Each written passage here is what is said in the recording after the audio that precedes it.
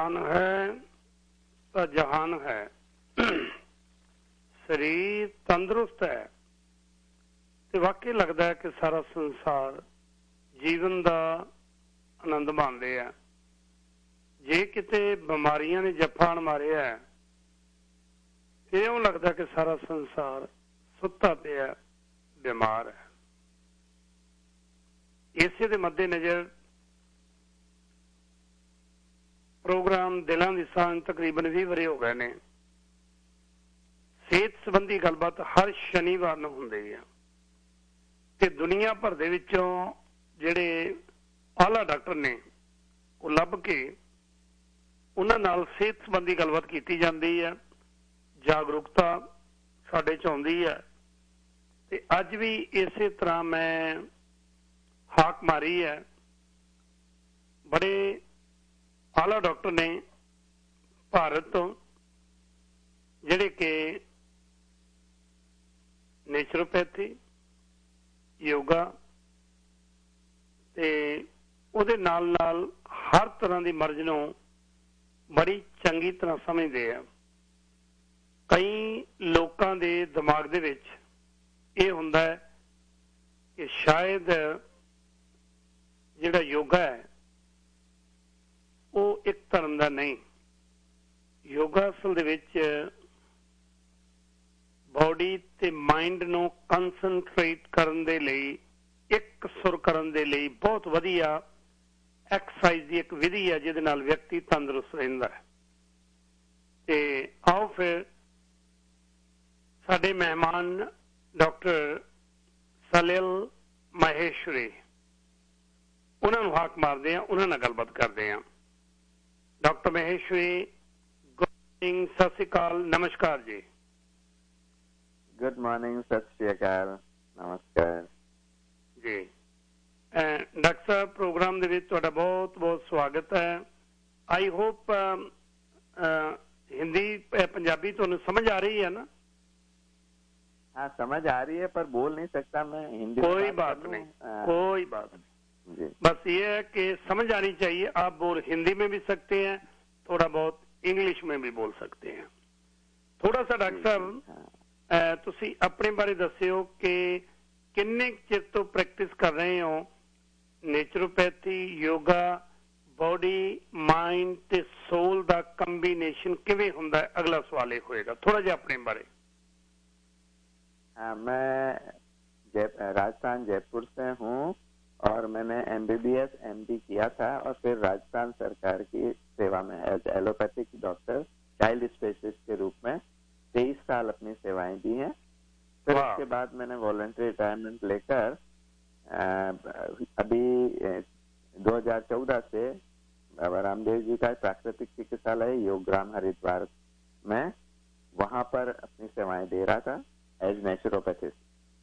मैं स्वामी जी का योग शिक्षक भी हूँ 2005 से, तो योग सिखाने का काम भी तब से बराबर चल रहा है और स्वामी जी के सानिध्य में रहकर आयुर्वेद का भी कुछ थोड़ा बहुत ज्ञान हुआ है।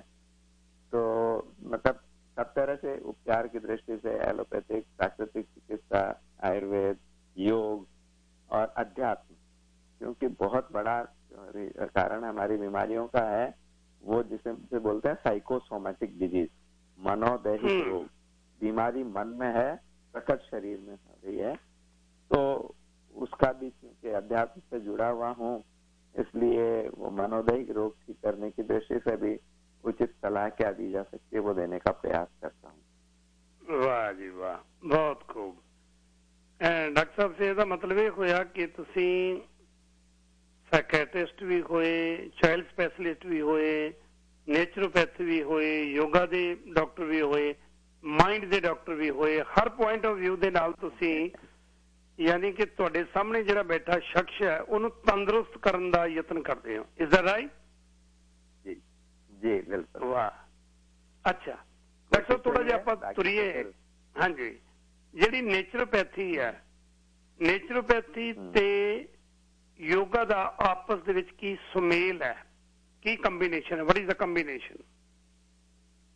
एक्चुअली नेचुरोपैथी और योग आपस में जुड़े हुए हैं जी, क्योंकि वास्तव में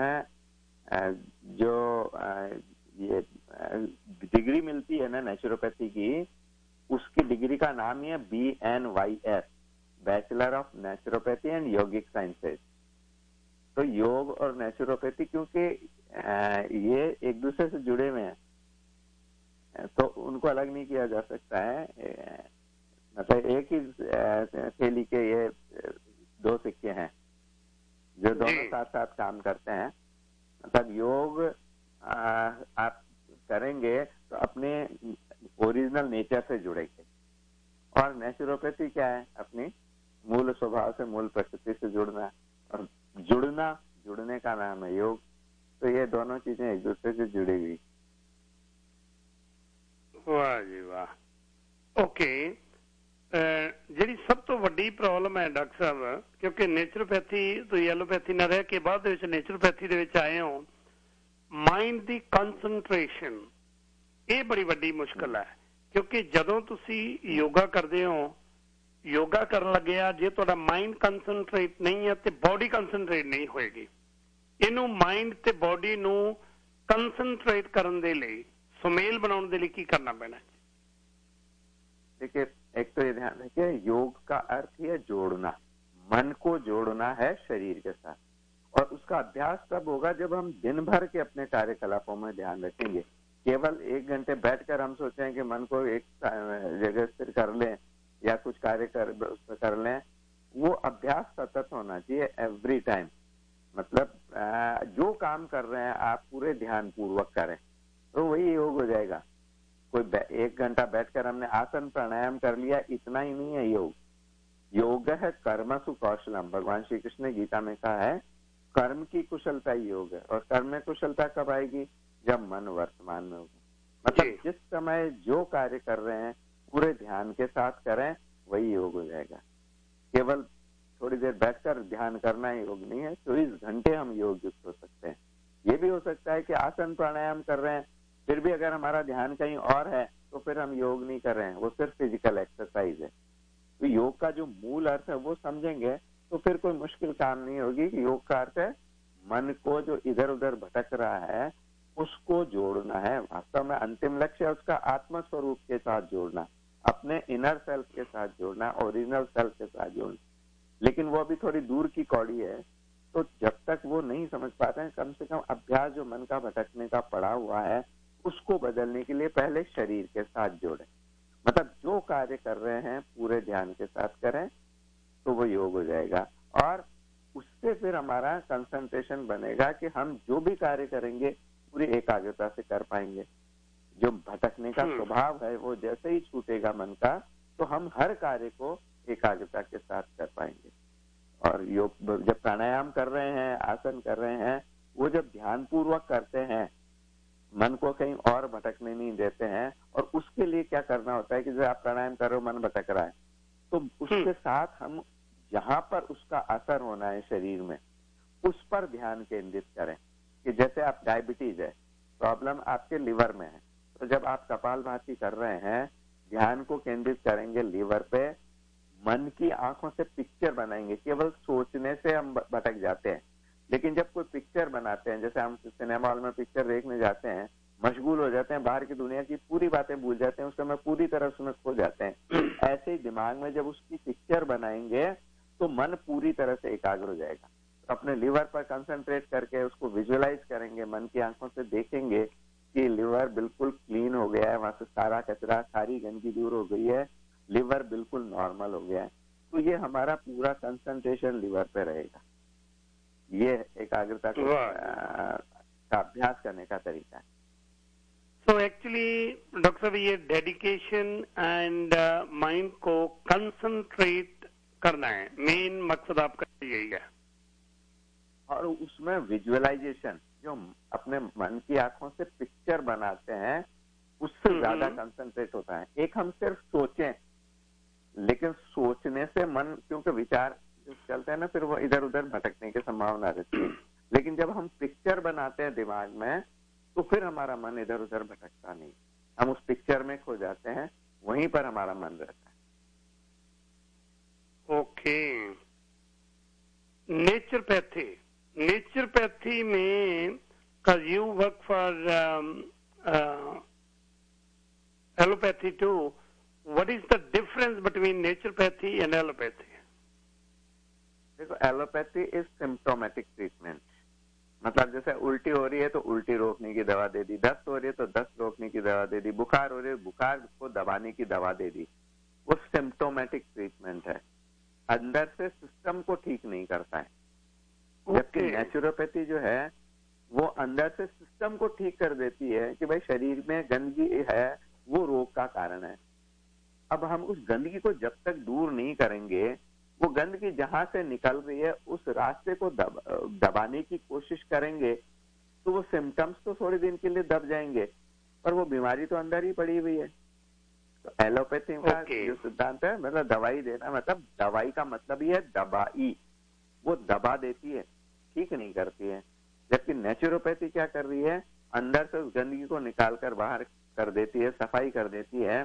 जब वो गंदगी नहीं रही, रोग का कारण ही नहीं रहा, तो फिर रोग नहीं रहेगा, रोग नहीं रहेगा तो उसके सिम्टम्स नहीं रहेंगे। तो वो अंदर से ठीक करती है बीमारी को, बाहर से सिम्टम्स को दबाने का काम नहीं करती। तो ਤੁਸੀਂ ਇਹ ਕਹਿ ਰਹੇ ਹੋ ਕਿ ਜਿਹੜੀ ਐਲੋਪੈਥੀ ਹੈ ਉਹ ਜਿਹੜਾ ਸਿੰਪਟਮ ਹੈ, ਸਿੰਪਟਮ ਦਾ ਇਲਾਜ ਕਰਦੀ ਹੈ, ਪਰ ਬਾਡੀ ਦੇ ਅੰਦਰ ਜਿਹੜੀ ਮੁਸ਼ਕਲ ਹੈ ਉਹਦਾ ਇਲਾਜ ਨਹੀਂ ਹੋ ਰਿਹਾ, ਇਸ ਕਰਕੇ ਵਾਰ-ਵਾਰ ਉਹ ਬਿਮਾਰੀ ਆ ਰਹੀ ਹੈ। Let's talk about diabetes. We are talking about diabetes. Ji. Diabetes ਦਾ ਕੋਈ ਪੇਸ਼ੈਂਟ ਹੈ, ਪਤਾ ਲੱਗ ਗਿਆ ਕਿ ਉਹਨੂੰ ਸ਼ੂਗਰ ਹੋ ਗਈ ਹੈ, ਉਹਦੇ ਵਾਸਤੇ ਬਹੁਤਾ ਕੀ ਹੈ ਕਿ ਉਹਨੂੰ ਪਿਲਸ ਦਿੱਤੀਆਂ ਜਾ ਰਹੀਆਂ ਨੇ, ਜੇ ਬਹੁਤ ਜ਼ਿਆਦਾ ਹੋ ਗਿਆ ਫਿਰ ਉਹਨੂੰ ਪੇਟ ਦੇ ਵਿੱਚ ਇੰਜੈਕਸ਼ਨ ਦਿੱਤਾ ਜਾ ਰਿਹਾ है। नेचुरोपैथी की करेगा उसके लिए? देखिए ऐसा है ना, जो गड़बड़ है उसमें क्या है, मूल प्रॉब्लम है जो अडल्ट डायबिटीज होती है, टाइप 2 डायबिटीज होती है, जो बच्चों में होती है टाइप 1 डायबिटीज, उसमें कारण होता है उसका पैनक्रियाज इंसुलिन नहीं बना रहा है। लेकिन ज्यादातर जो बड़ों में होती है टाइप 2 डायबिटीज, उसमें पैनक्रियाज तो इंसुलिन बना रहा है, लेकिन लीवर उसको पूरी तरह से काम नहीं ले पा रहा है, गड़बड़ ये होती है। तो इसलिए क्योंकि जो इंसुलिन क्या करता है, शरीर में जो हम जो भी खाते पीते हैं वो ग्लूकोज में कन्वर्ट होता है, उस ग्लूकोज को ब्लड के माध्यम से लिवर तक पहुंचाया जाता है, लिवर उसको स्टोर करता है ग्लाइकोजन के रूप में। तो ये काम करता है इंसुलिन कि उस ग्लूकोज को ग्लाइकोजन में कन्वर्ट कराने में मदद करता है। अब लिवर अगर सही ढंग से काम नहीं कर रहा होता है तो वो इंसुलिन प्रॉपरली अपना काम नहीं कर पाती है और ग्लूकोज का लेवल बढ़ जाता है, जिसे हम डायबिटीज कहते हैं। तो बीमारी मूल का है लिवर में, ठीक है ना। अब हम क्या करते हैं, वो तो उस लिवर को तो ठीक करने का काम नहीं करते हैं भाई, वो डायबिटीज हो रही है तो इंसुलिन बढ़ाने की दवाइयां देते हैं। ये जो ओरल हाइपोग्लाइसेमिक्स देते हैं वो क्या करती हैं, उस शरीर में भाई चलो लिवर पैनक्रियाज को और एक्टिवेट करो और इंसुलिन निकाले ताकि वो उसको ठीक कर सके, शुगर लेवल को ठीक कर सके, तो वो बढ़ाने का काम करती है। लेकिन होता क्या है, एक समय ऐसा आता है जब वो पैनक्रियाज जो है ना वो जवाब देता है, सरेंडर कर देता है, भाई मेरे बस की बात नहीं इससे ज्यादा इंसुलिन सीक्रेट करना। तो वो जब हाथ खड़े कर देता है तो फिर हम बाहर से इंसुलिन देना चालू कर देते हैं। लेकिन जो मूल बीमारी की जड़ थी उसको तो हमने ठीक किया नहीं।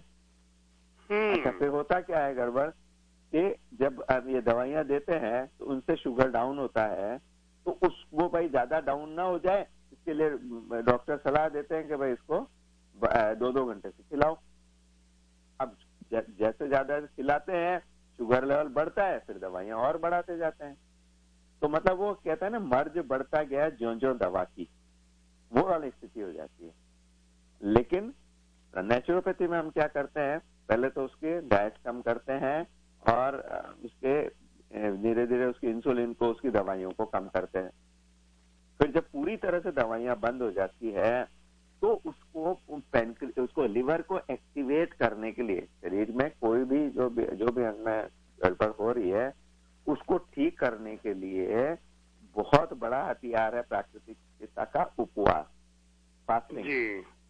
तो वो फास्टिंग करवाते हैं, लेकिन दवाई लेते हुए तो कर नहीं सकते, तो पहले धीरे धीरे दवाई कम करते हैं, उसकी बंद करते हैं, और जब दवाई अच्छी तरह से बंद हो जाती है तब उसको फास्टिंग करवाते हैं। फास्टिंग के द्वारा वो जो लिवर के इंसुलिन रिसेप्टर्स है वो वापस से अपना काम सही ढंग से करने लग जाते हैं। तो जो मूल गड़बड़ थी वो गड़बड़ ठीक हो गई। तो फिर बाद में जब खाना भी चालू करते हैं तो जो शरीर में बन रही इंसुलिन, पैनक्रियास तो इंसुलिन बना ही रहा था, लिवर के जो रिसेप्टर्स हैं वो ठीक हो गए, तो बाद से किसी दवाई की जरूरत ही नहीं रहती। और ऐसे हजारों उदाहरण है जो फिर एक बार वहां आए योगग्राम, उसके बाद उनको जिंदगी में कभी दवाई लेने की 10-10 साल हो गए, कभी दवाई लेने की जरूरत ही नहीं पड़ी। ਸੋ ਤੁਸੀਂ ਇਹ ਕਹਿ ਰਹੇ ਵੀ ਜਿਹੜੀ ਟਾਈਪ 2 ਡਾਇਬੀਟੀਜ਼ ਹੈ ਉਹ ਨੇਚਰੋਪੈਥੀ ਦੇ ਨਾਲ इंसुलिन ਜਿਹੜਾ ਅੰਦਰ ਬਣਦੇ ਆ ਉਹਨੂੰ ਰੋਕਣ ਦੇ ਵਿੱਚ ਮਦਦ ਕਰਦੀ ਹੈ। Is that right? जी, इंसुलिन और जो मुंह से दवाइयां ले रहे हैं, ओरल टेबलेट्स भी ले रहे हैं, उन सबको बंद करने में मदद करती है। और उसमें साथ में जब योग करते हैं, आसन प्राणायाम करते हैं, तो वो भी लीवर और पैनक्रियास दोनों को सक्रिय करने में मदद करते हैं। जब आप कपालभाति कर रहे हैं, मंडूकासन कर रहे हैं, तो लिवर पैनक्रियास को एक्टिवेट करने का काम कर रहे हैं, वो उनकी सक्रियता ठीक हो जाती है, तो वो अपने आप ही उसका असर पूरे उस पर आ जाता है, इंसुलिन रिसेप्टर्स ठीक हो जाते हैं और अपना डायबिटीज ठीक हो जाती है। यानी कि ਤੁਹਾਡੇ ਕਹਿਣ ਤੋਂ ਭਾਵ ਡਾਕਟਰ ਸਾਹਿਬ ਇਹ ਹੈ ਕਿ ਬਰੀਥਿੰਗ ਟੈਕਨੀਕ ਦੇ ਨਾਲ ਤੁਹਾਡੇ ਬੋਡੀ ਦੇ ਅੰਦਰ ਜਿਹੜੀ ਡਾਇਬੀਟੀਜ਼ ਵਰਗੇ ਰੋਗ ਪੈਦਾ ਹੋ ਰਹੇ ਸੀ, ਇੰਸੂਲਿਨ ਬਣ ਰਹੀ ਸੀ ਜਾਂ ਬੋਡੀ ਦੇ ਵਿੱਚ ਜਿਹੜੇ ਇਫੈਕਟ ਹੋ ਰਹੇ ਸੀ, ਉਹ ਯੋਗ ਨਾਲ ਤੇ ਬਰੀਥਿੰਗ ਦੇ ਨਾਲ नेचुरोपैथी ऐसे करके किया जाता है कि कुदरती चीज़ां ने जिहड़ियां ओहदे नाल ठीक हो सकती है। बिल्कुल जी, बिल्कुल विदाउट एनी मेडिसिन। योग, आयुर्वेद, हाँ, मतलब इनिशियली हम थोड़ी आयुर्वेदिक मेडिसिन का सहारा लेते हैं, एलोपैथिक मेडिसिन कम करने के लिए, बंद करने के लिए, फिर बाद में उनको भी बंद कर देते हैं, जरूरत ही नहीं है उनकी भी, आयुर्वेदिक मेडिसिन की भी जरूरत नहीं है। केवल अपने आहार का ध्यान रखें, नियमित योगाभ्यास करें, तो आपका शरीर बिल्कुल सही रह सकता है, जिंदगी भर बिना दवा के आप काम चला सकते हैं। सो ਤੁਹਾਡੀ ਲਾਈਫ ਦੇ ਵਿੱਚ, ਕਿਉਂਕਿ ਤੁਸੀਂ ਐਲੋਪੈਥੀ ਦੇ ਨਾਲ ਸਾਰੀ ਉਮਰ ਰਹੇ ਹੋ, 30 ਸਾਲ ਤੋਂ ਉੱਤੇ ਤੁਹਾਡੀ ਪ੍ਰੈਕਟਿਸ ਰਹੀ ਹੈ, MD ਰਹੇ ਹੋ, ਪਲੱਸ ਨਾਲ ਚਾਈਲਡ ਸਪੈਸ਼ਲਿਸਟ ਰਹੇ ਹੋ, ਇਹ ਜਿਹੜੀ ਬੱਚਿਆਂ ਦੇ ਵਿੱਚ ਕਈ ਵਾਰੀ ਦੇਖਣ ਦੇ ਵਿੱਚ ਆਉਂਦਾ ਕਿ ਛੋਟੇ ਬੱਚੇ ਨੂੰ ਵੀ ਡਾਇਬੀਟੀਜ਼ ਹੋ ਜਾਂਦੀ ਹੈ, ਉਹਦਾ ਕਾਰਨ ਕੀ ਹੈ? What is the reason for that? देखिए, टाइप 1 डायबिटीज होती है बच्चों में जो होती है, उसमें कारण होता है कि उनके पैनक्रियाज की जो बीटा सेल्स जहां से इंसुलिन सीक्रेट होता है, उनको शरीर की जो इम्यून कोशिकाएं होती हैं वो नष्ट करने लग जाती हैं। तो अब वो जो जिनसे सेल्स से इंसुलिन निकल रहा था वो सेल्स ही खत्म होने लगती है, इसलिए इंसुलिन की कमी हो जाती है। इसके लिए फिर उनको इंसुलिन शुरू से ही दी जाती है, लेकिन उसमें दिक्कत क्या होती है, ये भूल जाते हैं कि भाई शरीर का हर अंग रीजनरेबल है, वो जो कोशिकाएं नष्ट हो गई हैं वो वापस भी तो बन सकती हैं। एलोपैथी का कंसेप्ट है कि भाई अब वो एक बार जो नष्ट हो गई है तो अब जिंदगी भर आपको इंसुलिन लेना पड़ेगा, जबकि हमारा मानना है कि हर सेल रीजनरेट होती है। तो जब वो पैनक्रियाज की सेल्स रीजनरेट हो जाएंगी, वापस से बन जाएंगी, तो वो इंसुलिन अच्छी तरह बनाने लग जाएंगी, तो बाहर से इंसुलिन की जरूरत कहाँ रहेगी? तो उसके लिए वही जो प्राकृतिक चिकित्सा के हम उपचार करते हैं, लिवर को, पैनक्रियाज को एक्टिवेट करने के लिए जो चिकित्साएं देते हैं, जैसे गर्म ठंडा सेक देते हैं, लपेट देते हैं, फिर योग का अभ्यास कराते हैं और आहार में परिवर्तन करते हैं, उनसे वो जो ऑटो इम्यून प्रोसेस थी, जो बीटा सेल्स को नष्ट कर रही थी, वो प्रोसेस रुक जाती है और बॉडी वापस से बीटा सेल्स को बनाने लगती है। तो 2 से 3 महीने, अधिकतम 6 महीने में वापस से पैनक्रियाज अपना सही काम करने लग जाता है, अच्छी तरह से इंसुलिन बनने लग जाती है, टाइप 1 डायबिटीज भी ठीक हो जाती है। वाह जी वाह। अच्छा डॉक्टर साहब, ਇਹਦੇ ਨਾਲ ਥੋੜਾ ਜਿਹਾ ਮੈਂ ਹੋਰ ਕੁਝ ਡਿਟੇਲ ਦੇ ਵਿੱਚ ਤੁਹਾਡੇ ਤੋਂ ਜਾਣਨਾ ਚਾਹੁੰਦੇ ਆ। Let's say somebody has a depression ਔਰ ਐਂਜ਼ਾਈਟੀ, ਇਹਦੇ ਵਾਸਤੇ नेचुरोपैथी ਕਿਵੇਂ हेल्प करती है? देखिए, कई बार क्या होता है, ये हमारे विचारों पर, हमारे शरीर में जो इकट्ठे हो रहे हैं टॉक्सिन्स, उनका भी फर्क पड़ता है। मन के विचारों को कंट्रोल करना तो हमें आना ही चाहिए। उसके लिए जो मानसिक क्रियाएं करते हैं, हमें ध्यान करते हैं और सत्संग सुनते हैं, कोई पॉजिटिव बातें रोज सुनते हैं, पढ़ते हैं और उनको प्रैक्टिस करने की कोशिश करते हैं, वो तो है ही है। लेकिन साथ में जो शरीर में गड़बड़ियां हो रही हैं, डिप्रेशन का कारण कई बार, जैसे मान लीजिए कैंसर हो गया किसी को और इस बात में कि अब तो मैं मरूंगा, ये डिप्रेशन पैदा कर देता है। वो कैंसर मारे न मारे, वो डिप्रेशन उसको उसकी हालत बदतर कर देता है। ऐसे ही कोई भी बात होती है तो जब वो शरीर में व्याधि इसका कारण बनती है तो उस व्याधि को हम दूर करने का प्रयास करते हैं नेचुरोपैथी के द्वारा। और साथ में वो पॉजिटिव अफर्मेशन कि भाई ये शरीर पूरी तरह से ठीक हो सकता है और होता है, तो आपकी बीमारी भी कोई ऐसी नहीं है जो ठीक ना हो सके। ये विश्वास जब उसमें जग जाता है तो वो मन से भी ठीक हो जाता है। मतलब जो शारीरिक परेशानी थी वो तो ठीक होती है, लेकिन उसका असर होता है मानसिक स्वास्थ्य पर। और दूसरा, जो शरीर में टॉक्सिन जमा होते हैं उनका भी असर हमारे, जैसे हम कोई भारी भोजन कर लेते हैं तो उसकी हालत से आने लग जाता है, मन पर उसका प्रभाव पड़ता है ना। तो जैसा खाए अन्न वैसा बने मन, तो वो आहार शुद्धि करते हैं नेचुरोपैथी में, जो पुराने टॉक्सिन जमा उनको दूर करते हैं, उसका प्रभाव भी हमारे विचारों पर, हमारे मन पर पड़ता है। और उस जब सकारात्मक हम उनको बातें भी बताते हैं और उनको मोटिवेट करते हैं तो धीरे धीरे उनका डिप्रेशन दूर हो जाता है। फिर जी दूसरा इसका भी फर्क पड़ता है कि जब वो ऐसे दूसरे पेशेंट्स को देखते हैं कि अरे इनको इतनी प्रॉब्लम थी, इनकी ठीक हो गई, तो मैं क्यों नहीं ठीक हो सकता हूँ, वो विश्वास जग जाता है उनमें। और वो विश्वास मन के विचारों को बदलने की तो बात है, वो उनके जो नकारात्मक विचार थे उनको भुला देते हैं। फिर साथ में उसको प्रसन्न रहने की जो टिप्स दी जाती है, हास्य चिकित्सा करवाई जाती है, हर बात में शुक्राना ढूंढने की आदत दिलवाई जाती है, उनसे वो डिप्रेशन का दूर हो जाता है। वाह जी वाह, बहुत खूब डॉक्टर साहब। थोड़ा जिहा होल्ड करके रखियो, आई हैव सम एडवर्टाइजमेंट जी। उस तो बाद ਆਪਾਂ ਫਿਰ ਵਾਪਸ ਆ ਕੇ ਕਾਰਡੀਓਵੈਸਕੂਲਰ ਡਿਜ਼ੀਜ਼ ਦੇ ਉੱਤੇ ਗੱਲਬਾਤ ਕਰਾਂਗੇ। ਹਾਊ ਨੇਚਰੋਪੈਥੀ ਜਾਂ ਆਯੁਰਵੈਦਿਕ ਕੀ ਇਹ ਕਾਰਡੀਓਵੈਸਕੂਲਰ ਡਿਜ਼ੀਜ਼ ਦੇ ਉੱਤੇ ਵੀ ਇਫੈਕਟ ਕਰਦੇ ਆ? ਪਹਿਲਾਂ ਦੀ ਸਾਂਝ ਕੁਲਦੀਪ ਸਿੰਘ ਦੇ ਨਾਲ ਸੁਣ ਰਹੇ ਹੋ KRPA ਰੇਡੀਓ 1550 AM ਬੈਂਡ ਦੇ ਉੱਤੇ। ਸ਼ਨੀਵਾਰ ਦਾ ਪ੍ਰੋਗਰਾਮ ਹੈ ਜਿਹੜਾ ਸਿਹਤ ਸੰਬੰਧੀ ਹਮੇਸ਼ਾ ਹੀ ਹੁੰਦਾ ਹੈ।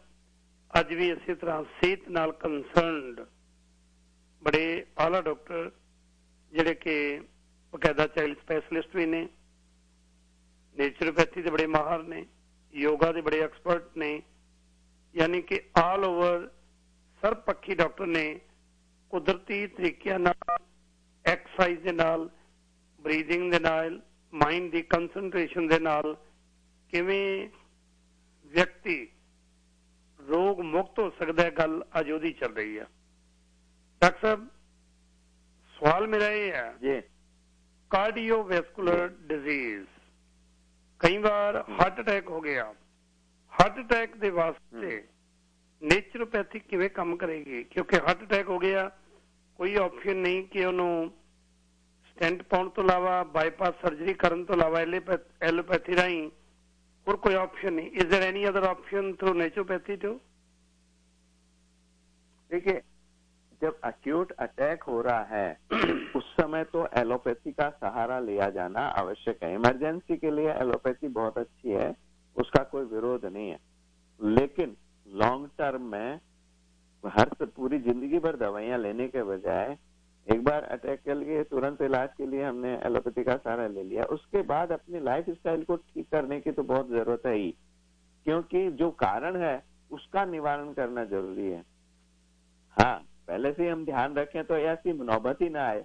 अगर नियमित रूप से योगाभ्यास करते रहें और अपने जीवन शैली ठीक रखें, व्यर्थ का तनाव न पालें, तो अटैक कभी आएगा ही नहीं। अब आ गया है, हमने उसका त्वरित इलाज करवा लिया है, लेकिन अब जिंदगी में आगे क्या करना है उसके लिए नेचुरोपैथी और योग इन दोनों को जीवन के साथ जोड़ना बहुत उपयोगी है, बहुत अच्छा है कि उसके, क्योंकि ये बीमारी के अंदर से जड़ को खत्म करने का काम करते हैं। अब जैसे योग की बात करें, योग के माध्यम से हम अपने हार्ट को ठीक रखने का कैसे प्रयास करते हैं। हार्ट में गड़बड़ क्या होती है, अटैक क्यों आता है? जो हार्ट की मसल्स को ब्लड सप्लाई करने वाली नसें होती है, जिनको बोलते हैं कोरोनरी आर्टरीज, उनके अंदर कचरा जमा होता जाता है और वो ब्लॉकेज उनसे धीरे धीरे, जैसे अभी 50 की उम्र के बाद थोड़ा थोड़ा सब में ही चालू हो जाता है। 50 की उम्र के बाद कोई भी स्वस्थ व्यक्ति भी अगर कराएगा, आराम से वो पहाड़ भी चढ़ रहा है, लेकिन अगर वो जांच करवाएगा तो उसके आर्टरीज में 50-60% ब्लॉकेज मिल जाएगा। वो नॉर्मल है, क्योंकि थोड़ा बहुत जो ब्लॉक हो रहा है उसके एवज में उसकी नई नई आर्टरीज खुलती जाती हैं, उनसे काम चलता जाता है।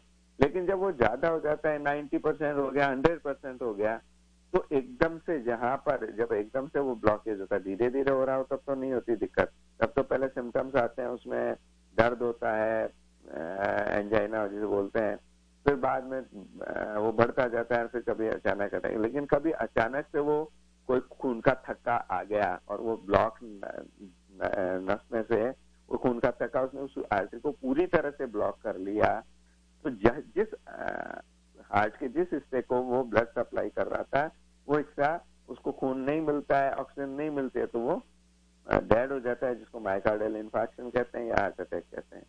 लेकिन योग के द्वारा क्या होता है, पहला बात तो जैसे हम रेगुलरली कपालभाति करते हैं, अनुलोम विलोम प्राणायाम करते हैं, तो एक तो उस कचरे को जमा ही नहीं होने देते हैं उन ब्लड वेसल्स में, और दूसरा वो जमा हो भी रहा है तो नई नई कोलेट्रल आर्टरीज, जो एक ब्लॉक हुई तो 4 नहीं खुल जाती हैं, उन कोलेट्रल आर्टरीज को बनाने की प्रक्रिया को तेज कर देते हैं प्राणायाम के द्वारा। और अपने आहार के द्वारा जो ब्लॉकेज का कारण क्या था, वो गंदगी, कोलेस्ट्रॉल जमा हो रहा है, ज्यादा कोलेस्ट्रॉल होने से और जो चीजें जो गंदगी का जमा हो रहा है, तो अपने आहार को शुद्ध करके नेचुरोपैथी के जो हम ट्रीटमेंट्स करते हैं उनके द्वारा उस गंदगी को निकालने का काम करते हैं, तो वो आर्टरीज में जमा ही नहीं होता है। जमा ही नहीं होता है तो फिर ब्लॉकेज भी नहीं होता है। तो प्रिवेंशन भी करता है सिर्फ, और उसके साथ साथ वो आफ्टर रिहेबिलिटेशन में भी, एक्यूट प्रॉब्लम जो हो गई रिहेबिलिटेशन में भी मदद करता है योग और नेचुरोपैथी। प्रिवेंशन तो करता ही है, रिहेबिलिटेशन में भी मदद करता है। इवन देखा गया है कि जब आपको मान लीजिए अटैक आ गया, अब मेडिकल एड मिलते मिलते आपको कुछ देर है, उतनी देर आप बराबर अनुलोम विलोम प्राणायाम करते रहें तो उसका भी असर पड़ता है। हार्ट उतना डैमेज नहीं होता है जितना अगर नहीं करने से, पैनिक करने से, परेशान होने से, तनाव और उसका करने से वो जो डैमेज और ज्यादा हो जाता है। तो योग करने का वो फायदा होता है, मन भी शांत हो जाता है और वो अनुलोम विलोम प्राणायाम के द्वारा हमारा ब्लड सर्कुलेशन ठीक होता है, तो जो अटैक के बाद भी जो डैमेज होना चाहिए वो नहीं होता जी। तो डॉक्टर जेड़ा डैमेज हो गया, लेट्स से किसी ਨੂੰ हार्ट अटैक हो गया है, हार्ट अटैक तो बाद हार्ट डैमेज हो गया, ਉਹਦੀ रिकवरी ਲਈ नेचुरोपैथी या योग कोई मदद कर सकता है? बिल्कुल करता है, क्योंकि नेचुरोपैथी का सिद्धांत है कि बॉडी हील्स इटसेल्फ। एक जगह कोई, अभी आप बताइए, जैसे आपके शरीर में कोई घाव लगे, चोट लग गई, घाव हो गया, आप ड्रेसिंग करते हैं, दवाई लगाते हैं, क्या वो दवाई ठीक करती है? क्या दवाई सिर्फ इन्फेक्शन को रोकने का काम करती है, बाकी वो चमड़ी तो अपने आप ही भरती है ना। धीरे धीरे वो चमड़ी नई आ जाती है और वो जगह वापस नॉर्मल हो जाती है। ऐसे ही हार्ट की जो मसल जो एरिया डैमेज हुआ है, जो सेल्स वहां से खत्म हो गई है, उनकी जगह आसपास की सेल्स ले लेती हैं, उसके काम को वो बांट लेती हैं और धीरे धीरे वो एक जैसे जैसे चमड़ी पर भी जो घाव होता है धीरे भर जाता है तो थोड़ा स्कार रह जाता है ना, हालांकि उससे कोई दिक्कत नहीं होती है, वो अपना वो स्किन अपना काम पूरी अच्छी तरह से करती रहती है, लेकिन वो थोड़ा सा स्कार रह जाता है, निशान रह जाता है। उसी तरह वो हार्ट में एक तरह का स्कार रह जाता है और हार्ट अपना काम नॉर्मली करने लग जाता है। तो ऐसा संभव होता है, बिल्कुल होता है। वाह जी वाह। Okay, what is the benefit for naturopathy medicine? Naturopathy medicine का बेनिफिट क्या है?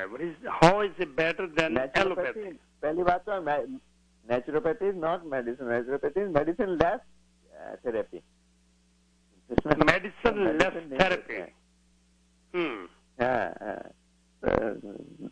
दवा रहित उपचार पद्धति। तो नेचुरोपैथी का फायदा पूछ सकते हैं, नेचुरोपैथी मेडिसिन नहीं, नेचुरोपैथी जो उपचार पद्धति है उसके बारे में अगर आप पूछें जी, क्या क्या मतलब क्या प्रश्न क्या रहा है आपका? मेरा यही प्रश्न था कि जो नेचुरोपैथी के मेडिसिन हैं, नेचुरोपैथी में कुछ ना कुछ तो मेडिसिन थोड़े बहुत ना होते होंगे, कुछ ना कुछ, how they are better than allopathy medicine?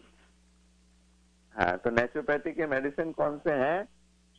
वो 5 तत्व जिनसे ये शरीर बना है, वो नेचुरोपैथी की मेडिसिन है। वो 5 तत्व कौन से हैं? आकाश, वायु, अग्नि, जल और पृथ्वी।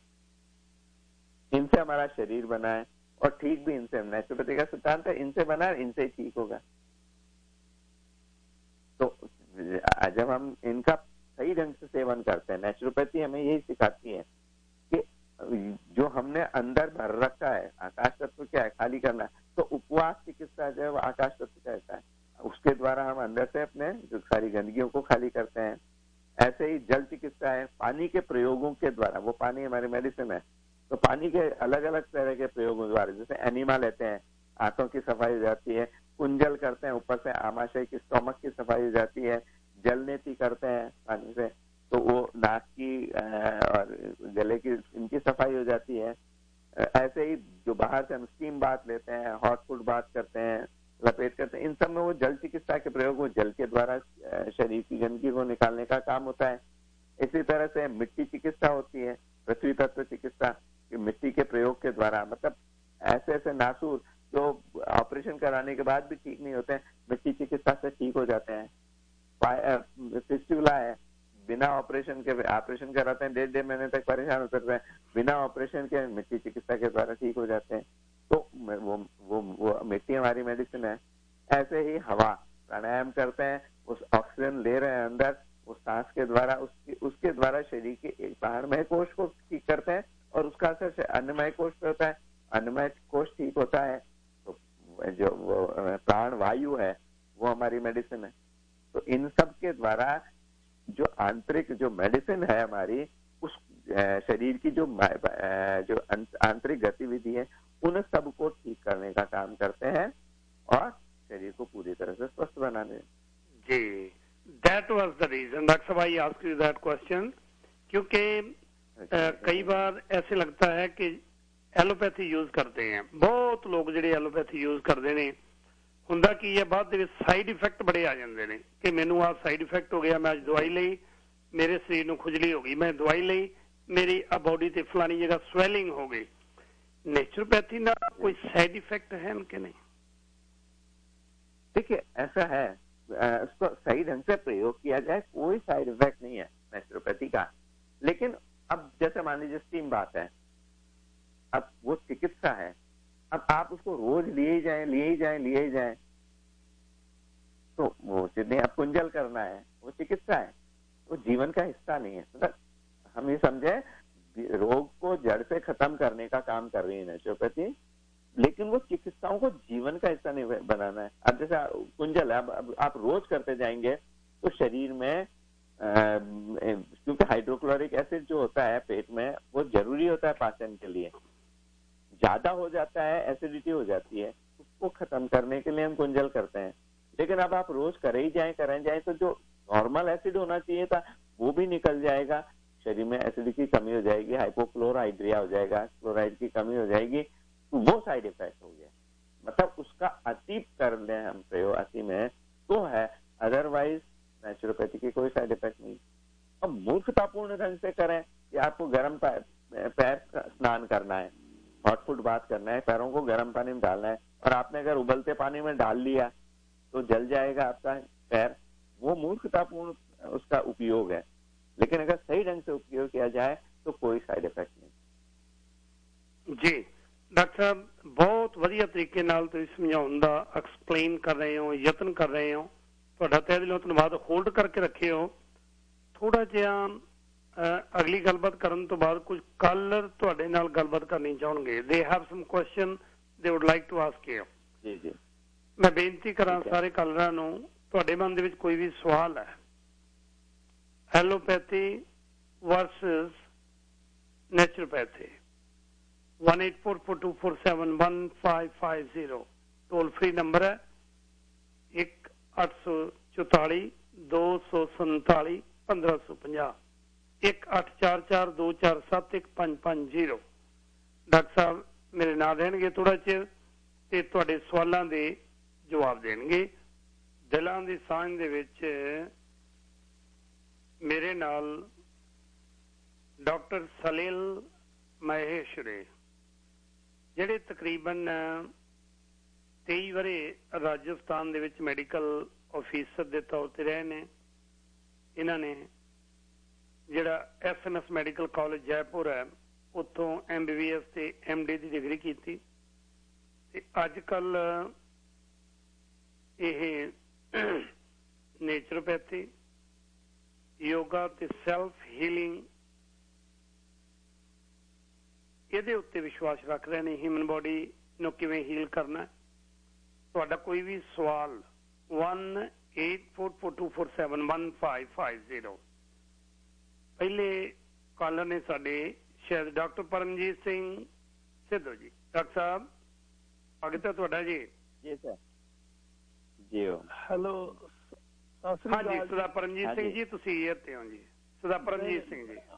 ਹਾਂਜੀ, ਮੈਂ ਡਾਕਟਰ ਨਹੀਂ, ਕੋਈ ਨਹੀਂ, ਇੱਕ ਡਾਕਟਰ ਵੀ ਆਉਂਦੇ ਹੁੰਦੇ ਆ, ਡਾਕਟਰ ਪਰਮਜੀਤ ਸਿੰਘ। ਹਾਂਜੀ, ਮੈਂ ਪੁੱਛਣਾ ਸੀ ਡਾਕਟਰ ਸਾਹਿਬ ਨੂੰ ਕਿ ਜੇ ਐਲੋਪੈਥੀ ਨਾ ਹੁੰਦੀ ਤਾਂ ਕੋਵਿਡ ਦਾ ਇਲਾਜ ਕਿੱਦਾਂ ਕਰਦੇ, ਤਾਂ ਦੂਜਾ ਜਿਹੜੀਆਂ ਹੋਰ ਬਿਮਾਰੀਆਂ अपनी। कुलदीप जी मुझे आवाज समझ नहीं आ रही है। मैं बताऊंगा डॉक्टर साहब। हाँ जी जी जी हाँ, ਇਹਦਾ ਇਲਾਜ ਜਿਵੇਂ ਪੋਲੀਓ, ਨੀ ਰਿਪਲੇਸਮੈਂਟ, ਹਿਪ ਰਿਪਲੇਸਮੈਂਟ, ਇਹਦਾ ਬਾਰੇ ਡਾਕਟਰ ਨੂੰ ਪੁੱਛਿਓ ਜੀ ਜੇ ਐਲੋਪੈਥੀ ਨਾ ਹੁੰਦੀ ਤਾਂ ਇਹ ਕੋਵਿਡ ਨੂੰ ਕਿੱਦਾਂ ਰੋਕਦੇ। ਓਕੇ, ਤੁਹਾਡਾ ਸਵਾਲ ਆ ਗਿਆ ਜੀ। ਰਿਪਲੇਸਮੈਂਟ, ਨੀ ਰਿਪਲੇਸਮੈਂਟ, ਕੋਵਿਡ ਜੀ, ਅਗਰ ਐਲੋਪੈਥੀ ਨਾ ਹੁੰਦੀ ਇਹ ਸਾਰਾ ਕੁਝ ਕਿਵੇਂ ਪੋਸੀਬਲ ਹੁੰਦਾ? बिल्कुल, ये एलोपैथी का बहुत बड़ा योगदान है, इससे नकारा नहीं जा सकता है। लेकिन नी रिप्लेसमेंट की जरूरत ही नहीं आती, हिप रिप्लेसमेंट की जरूरत ही नहीं आती अगर शुरू से नेचुरोपैथी को फॉलो किया जाता था। ये है बात। जहाँ तक कोविड की बात है, कोविड में तो एलोपैथी ने क्या क्या किया है, कितनी सारी चीजें पहले जून के लिए आया कि बहुत काम किए हैं, फिर बाद में आ रहा है कि नहीं इसका कोई असर ही नहीं है, कोई उपयोग ही नहीं है। मतलब अपनी बात को कितनी बार बदला गया है। लेकिन योग के द्वारा अपने शरीर के इम्यूनिटी पावर को ठीक रखकर हम उससे बचाव कर सकते हैं। ये पहले दिन भी प्रूव्ड था, आज भी प्रूव्ड है। शरीर में जहाँ गंदगी होती है, ये वायरस बैक्टीरिया वहां अटैक करते हैं। अगर शरीर पूरी तरह से अंदर से साफ है तो बैक्टीरिया वायरस तो वो तो बेचारे गंदगी को साफ करने के लिए आते हैं, वो कोई असर कर ही नहीं पाएंगे। तो ऐसा नहीं है। एलोपैथी का रोल है, जब प्रॉब्लम पानी सर से ऊपर आ गया है तो उसको कम करने के लिए। लेकिन पानी सर से ऊपर चढ़ा क्यों? अगर हम शुरू से ही ध्यान रखते, नेचुरोपैथी का प्रयोग करते रहते तो पानी सर से ऊपर चढ़ता ही नहीं, ये बीमारियां होती ही नहीं कि जिनके लिए नी रिप्लेसमेंट, हिप रिप्लेसमेंट कराया जाना पड़े जी। ये बात। अगले कॉलर ने सरदार हरनेक सिंह जी, स्वागत है ਤੁਹਾਡਾ। ਡਾਕਟਰ ਸਾਹਿਬ ਤੇ ਤੁਹਾਨੂੰ ਸਤਿ ਸ਼੍ਰੀ ਅਕਾਲ ਜੀ। ਯੂਰਿਕ ਐਸਿਡ ਲਈ ਕੀ ਮਤਲਬ ਚਾਹੀਦਾ? ਜੇ ਯੂਰਿਕ ਐਸਿਡ ਵੱਧਦਾ ਹੋਵੇ ਉਹਦੇ ਲਈ ਕੀ ਖੁਰਾਕ ਜ਼ਿਆਦਾ ਵਧੀਆ ਹੈ ਤੇ ਕੀ ਪਰਹੇਜ਼ ਕਰਨਾ ਚਾਹੀਦਾ? Okay, uric acid. देखिए, हाँ, यूरिक एसिड समझ में आ गई। यूरिक एसिड है प्रोटीन मेटाबॉलिज्म का एंड प्रोडक्ट। हम जो शरीर में प्रोटीन खाते हैं उसका शरीर उपयोग करता है, फिर बाद में जो वेस्ट प्रोडक्ट बनता है उसमें आता है uric acid, urea, uric acid, nitrogen products, तो वो यूरिक एसिड जितना हम प्रोटीन ज्यादा लेंगे, अगर शरीर का मेटाबॉलिज्म ठीक नहीं है तो फिर वो यूरिक एसिड बढ़ने लग जाता है। तो जब बढ़ रहा है तो उसको कम करने के लिए क्या करना है, हमको एक तो ध्यान रखना है प्रोटीन इंटेक थोड़ा सा कम करना पड़ेगा। प्रोटीन किस में होता है, नॉन वेज में होता है, दूध दही में ज्यादा होता है और दालों में ज्यादा होता है। तो इनका प्रयोग नॉन वेज बिल्कुल बंद कर दें, दूध दही का प्रयोग कम कर दें और दालों का प्रयोग थोड़ा कम कर दें। अनाज जो खाएं अपने जौ, गेहूं, ज्वार, बाजरा, रागी, मिलेट्स, उनका प्रयोग करें तो ज्यादा अच्छा रहेगा।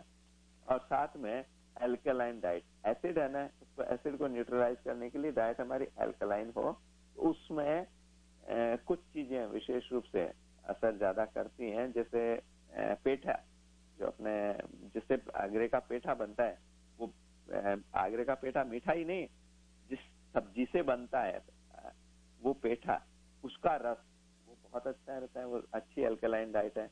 और कच्ची हरी सब्जियां, उबली हरी सब्जियां, लौकी, तुरई आदि, ये हमें मदद करती हैं। तो वो जब अल्कलाइन डाइट ली जाती है और प्रोटीन का रिस्ट्रिक्शन किया जाता है, साथ में उसको इम्प्रूव करने के लिए गोखरू का पानी, गोखरू भी बहुत अच्छा है, गोखरू उबाल के उसका पानी पिया जाए, उससे भी वो यूरिक एसिड हमारा कंट्रोल में आ जाता है, रहा हुआ है कम हो जाता है। जी, गोखरू, what is how you pronounce in English? इसका मैं आपको बॉटनिकल, कोई बात नहीं, बात करते करते बाद में बता देना। गोखरू, हाँ जी, क्योंकि कई ਇਹੋ ਜਿਹੀਆਂ ਚੀਜ਼ਾਂ ਨੇ ਜਿਹੜੀਆਂ ਇੰਡੀਆ ਦੇ ਵਿੱਚ ਅਸੀਂ ਨਾਮ ਕੁਝ ਹੋਰ ਲੈਂਦੇ ਆ, ਤੇ ਜਦੋਂ ਇਹਨਾਂ ਮੁਲਕਾਂ ਦੇ ਵਿੱਚ ਜਾ ਕੇ ਦੇਖੀਦੀਆਂ ਨੇ ਤੇ ਉਹ ਸਰਚ ਕਰਨੀ ਪੈਂਦੀ ਇੰਗਲਿਸ਼ ਦੇ ਵਿੱਚ ਗੋਕੜੂ, ਇੱਥੇ ਉਹਨੂੰ ਪੁੱਛੋ ਜੀ, ਕਹਿੰਦੇ ਵਾਟ ਇਜ਼ ਦੈਟ ਗੋਕੜੂ। So that's why I was asking. ਹਾਂਜੀ, ਅਗਲੇ ਕਾਲਰ ਨੇ ਸਾਡੇ ਨਾਲ सरदार गुरनाम सिंह जी। सर एक, हाँ जी नाम बता ही दूं, आपने नोट करना है? बता दो जी जी। ट्रिब्यूलस टेरेस्ट्रिस, TRIBULUS TERRESTRIS। आप इसको सर्च करेंगे तो आपको इसके फोटोज आ जाएंगे, आपको पता पड़ जाएगा क्या होता है ये। ओके, थैंक यू जी, बहुत बहुत धन्यवाद जी। सरदार गुरनाम सिंह जी, ਤੁਸੀਂ ਇੱਥੇ ਹੋ, ਤੁਹਾਡਾ ਬਹੁਤ ਬਹੁਤ ਸਵਾਗਤ ਹੈ ਪਿਆਰੇ ਹੋ। ਹਾਂਜੀ ਭਾਈ ਕੁਲਦੀਪ ਸਿੰਘ ਜੀ, ਸਤਿ ਸ੍ਰੀ ਅਕਾਲ। ਡਾਕਟਰ ਸਾਹਿਬ ਨੂੰ ਸਤਿ ਸ੍ਰੀ ਅਕਾਲ ਜੀ। ਸਤਿ ਸ੍ਰੀ ਅਕਾਲ ਜੀ। ਮੇਰਾ ਕੁਐਸਚਨ ਹੈ ਨਾ ਡਾਕਟਰ ਸਾਹਿਬ ਹੁਣਾਂ ਨੂੰ, ਮੈਂ ਨਾ ਐਲੋਪੈਥੀ ਟ੍ਰੀਟਮੈਂਟ ਕਰਾਉਣਾ, ਮੇਰੀਆਂ ਅੱਖਾਂ ਡਰਾਈ ਆ, 12 ਸਾਲ ਹੋ ਜਾਣੇ ਮੈਨੂੰ ਅਗਲੇ ਵੀਕ। ਡਰਾਈਨੈਸ ਅੱਖਾਂ ਦੱਸਦੇ ਆ ਡਾਕਟਰ, ਐਮਆਰਆਈਆਂ ਕਰ ਹਟੇ ਆ। डॉक्टर साहब मैं बताऊंगा आपको। हाँ जी ਜੀ, ਇੱਕ ਵੀ ਮੈਨੂੰ ਪੈਣੀ ਦਾ ਫਰਕ ਨਹੀਂ ਪੈਂਦਾ ਐਲੋਪੈਥੀ ਦੇ ਮੁਤਾਬਕ। ਜਲਣ ਹੁੰਦੀ ਹੈ ਜਿਸ ਤਰ੍ਹਾਂ ਡਾਇਰੈਕਟ ਲੂਣ ਪਾਤਾ, 24 ਘੰਟੇ ਨਾ ਨੀਂਦ ਆਉਂਦੀ ਆ, ਨਾ ਕੋਈ ਹੋਰ ਡਿਸੀਜ਼ ਆ ਮੈਨੂੰ, ਨਾ ਕੋਈ ਡਾਕਟਰਾਂ ਨੂੰ ਲੱਭਦਾ, ਪਰ ਐਲੋਪੈਥੀ ਦੇ ਵਿੱਚ 1% ਵੀ ਆਰਾਮ ਨਹੀਂ ਆਇਆ ਮੈਨੂੰ 12 ਸਾਲਾਂ ਦੇ ਵਿੱਚ। होल्ड करके रखियो जी, होल्ड करियो डॉक्टर साहब। You're listening to 1550 AM KRPI Ferndale. The views expressed are not necessarily those of the staff, management, or ownership of this station. Doctor साहब, कॉलर का नाम है गुरनाम सिंह। ਇਹਦਾ ਸਵਾਲ ਹੈ ਕਿ ਅੱਖਾਂ ਦੇ ਵਿੱਚ ਡਰਾਈਨੈਸ ਰਹਿੰਦੀ ਹੈ, ਮੈਂ ਕੋਈ ਵੀ ਡਰਾਈਨੈਸ ਵਾਸਤੇ ਮੈਡੀਸਨ ਅੱਖਾਂ ਦੇ ਵਿੱਚ ਪਾਉਣਾ ਤੇ ਮੈਨੂੰ ਬਹੁਤ ਤਕਲੀਫ ਹੁੰਦੀ ਹੈ। I am trying for last 12 years, no effect at all। ਕਿ ਨੇਚਰੋਪੈਥੀ ਦੇ ਵਿੱਚ ਕੋਈ ਇਹੋ ਜਿਹੀ ਚੀਜ਼ ਹੈ ਜਿਹਦੇ ਨਾਲ ਅੱਖਾਂ ਦੀ ਡਰਾਈਨੈਸ ਹੈ ਜਿਹੜੀ ਉਹ ਘਟ ਸਕੇ? देखिए, इसमें अपने पास एक तो सबसे अच्छी दवा खुद के पास ही होती है, मुंह की लार। सुबह सुबह की मुंह की लार वो जरूर डालें आंख में। दूसरा, अक्षी तर्पण हम करवाते हैं, उसमें एक घी होता है, महात्रिफला घृत होता है, वो आंखों के चारों तरफ आटे का गोला बना के उसके अंदर वो घी डालते हैं और उसमें आंखें खोलते बंद करते हैं। वो पॉसिबल नहीं होता है तो कम से कम आंख में वो डाल सकते हैं, घी भी डाल सकते हैं। देशी गाय का, शुद्ध देशी गाय का घी मिल जाए तो वो भी डाल सकते हैं, एक बूंद। और वहाँ ट्रिप्ला ग्रिथ भी डाल सकते हैं। बाकी दृष्टि आई ड्रॉप्स आती है पतंजलि की, अगर कोई ऑपरेशन नहीं करवाया हुआ है आंख का तो वो डाली जा सकती है उसमें। जिनका ऑपरेशन कराया तो उनके लिए सौम्य आई ड्रॉप डाली जा सकती है, तो वो आप दिन में 2-3 बार डालेंगे और साथ में ये अपने मुंह की लार का प्रयोग करेंगे तो उसमें आपको तो काफी आराम मिलेगा आंखों की ड्राइनेस को कम करने में। और थोड़ा सा उसमें हमें ध्यान रखना होता है, बहुत देर तक हम जब बार मतलब कई लोगों की आदत होती है पलकें स्वाभाविक रूप से झपकती हैं, लेकिन कई लोगों को मतलब ऐसा हो जाता है कि वो बहुत देर तक पलकें नहीं झपकाते हैं। तो वो पलकें झपकाने का काम होता ही इसीलिए है आंखों के लिब्रिकेशन के लिए, कि वो जो नमी सूख जाती है, खुली हवा के संपर्क में रहकर सूख जाती है तो पलक झपकती है, वो नमी वापस आ जाती है, वो ड्राइनेस खत्म हो जाती है। तो पलकें झपकाने वाला काम इंटेंशनली याद रखकर थोड़ा ज्यादा बार करें। हमें स्वाभाविक रूप से अपने को पता नहीं पड़ता कब पलक झपक जाती है, लेकिन उसको याद रख के इंटेंशनली थोड़ा ध्यान रख के हर 5-7 सेकंड में पलक झपकाने का काम करेंगे तो उससे वो लिब्रिकेशन होता रहेगा, वो ड्राइनेस नहीं होगी। और फिर साथ में इसमें प्राणायाम भी मदद करता है। अनुलोम विलोम प्राणायाम सीक्रेशंस को बैलेंस करने का काम करता है। तो जो हमारी लैक्राइमल ग्लैंड्स होती हैं, आंखों में जो आंसू जिससे बनते हैं, उनका सीक्रेशन जब कम होता है तो उसकी वजह से परेशानी होती है। तो वो लैक्राइमल सीक्रेशंस को भी इंप्रूव करने का काम करता है अनुलोम विलोम प्राणायाम। ये सारे इनमें से जो भी एक गया है कि देसी, एक मिनट ਤੁਹਾਡਾ ਇੱਕ ਸਵਾਲ ਸੀ ਕਿ ਦੇਸੀ ਗਾਂ ਦਾ ਘਿਓ। ਕੁਲਦੀਪ ਸਿੰਘ ਜੀ ਜੀ ਜੀ ਸਮਝ ਆ ਗਈ ਤੁਹਾਨੂੰ ਸਵਾਲ ਜੀ? ਮੈਨੂੰ ਬੋਲੋ। ਹਾਂਜੀ ਹਾਂਜੀ ਹਾਂਜੀ ਡਾਕਟਰ ਸਾਹਿਬ, ਭਾਈ ਕੁਲਦੀਪ ਸਿੰਘ ਜੀ, ਮੈਂ ਡਾਕਟਰ ਸਾਹਿਬ ਨੂੰ ਪੁੱਛਣਾ ਚਾਹੁੰਦਾ ਇਹ ਵੀ ਮੈਂ ਜਿਹੜੀ ਅੱਖ ਦੀ ਲਾਵਿਆ ਇਹ ਵੀ ਪਾ ਹਟਿਆ ਆ, ਦੇਸੀ ਘੇ ਵੀ ਪਾ ਹਟਿਆ ਆ। ਓਕੇ। ਕੋਈ ਚੀਜ਼ ਕਿਸੇ ਆਰਾਮ ਨਹੀਂ ਮਿਲਦਾ, ਕਿਸੇ ਤਰ੍ਹਾਂ ਵੀ 24 ਆਵਰ ਜਲਨ ਹੁੰਦੀ ਹੈ, ਜਿੱਦਾਂ ਲੂਣ ਪਾਤਾ ਹੁੰਦਾ। ਐਲੋਪੈਥੀ ਮੁਤਾਬਕ ਇਹ ਡਰਾਈ ਆ। ਇਹਨਾਂ ਦਾ ਕੋਈ ਨੰਬਰ? ਡਾਕਟਰ ਸਾਹਿਬ ਇਹ ਜਿਹੜਾ ਤੁਸੀਂ ਕਿਹਾ ਮੂੰਹ ਦੀ ਲਾਵੇ ਸਾਰਾ ਕੁਝ ਪਾ ਚੁੱਕੇ ਹੈ, ਜਲਨ ਹੁੰਦੀ ਹੈ ਅੱਖਾਂ ਨੂੰ, ਬਹੁਤ ਚਿਰ ਹੋ ਗਿਆ ਕੋਸ਼ਿਸ਼ ਕਰ ਰਹੇ ਨੇ, ਫਰਕ ਬਿਲਕੁਲ ਨਹੀਂ ਪੈ ਰਿਹਾ ਜੀ। He used all those things, whatever you said, but still there. प्राणायाम कितनी देर करते हैं थोड़ा सा इस पर ध्यान दें, क्योंकि अनुलोम विलोम प्राणायाम ज्यादा करें और उसमें अपनी लैक्राइमल ग्लैंड्स पर कंसंट्रेट करते हुए करें। जब मन को केंद्रित करें अपने लैक्राइमल ग्लैंड्स जिनसे आंसू बनते हैं उन पर केंद्रित करें मन को अनुलोम विलोम के समय, कि इनसे आंसुओं का सीक्रेशन नॉर्मल हो गया है। ये पिक्चर बनाते विजुअलाइज करते हुए करें अनुलोम विलोम प्राणायाम, उससे उनको डेफिनेटली लाभ होगा। क्योंकि हमारे शरीर की हर कोशिका रीजनरेबल है, वो आंसू बनाने वाली कोशिकाएं भी रीजनरेट होती है, उनका सीक्रेशन भी नॉर्मल हो सकता है, बशर्ते कि हम एनर्जी को वहां पर पिन पॉइंट करें। तो एनर्जी आप वहां पिन पॉइंट करते हो, जहाँ लैक्राइमल ग्लैंड्स की साइट है आंख के थोड़ा सा ऊपर बाहर की ओर, उस जगह अपने मन को केंद्रित करें कि वहां से लैक्राइमल सीक्रेशन बिल्कुल नॉर्मल हो गया है। ये दिमाग में पिक्चर बनाते हुए, सोचना नहीं है, पिक्चर बनाते हुए अनुलोम विलोम प्राणायाम करिए, आपको फर्क निश्चित रूप से मिलेगा। जी बहुत बहुत धन्यवाद जी। मैं सरदार गुरनाम सिंह जी अखीर में तुहानू दसांगा भी डॉक्टर साहब ने इत्थे भी सरी आना हैगा नैक्सट वीक, तो मैं तुहानू दसांगा कित्थे मिल सकते हैं।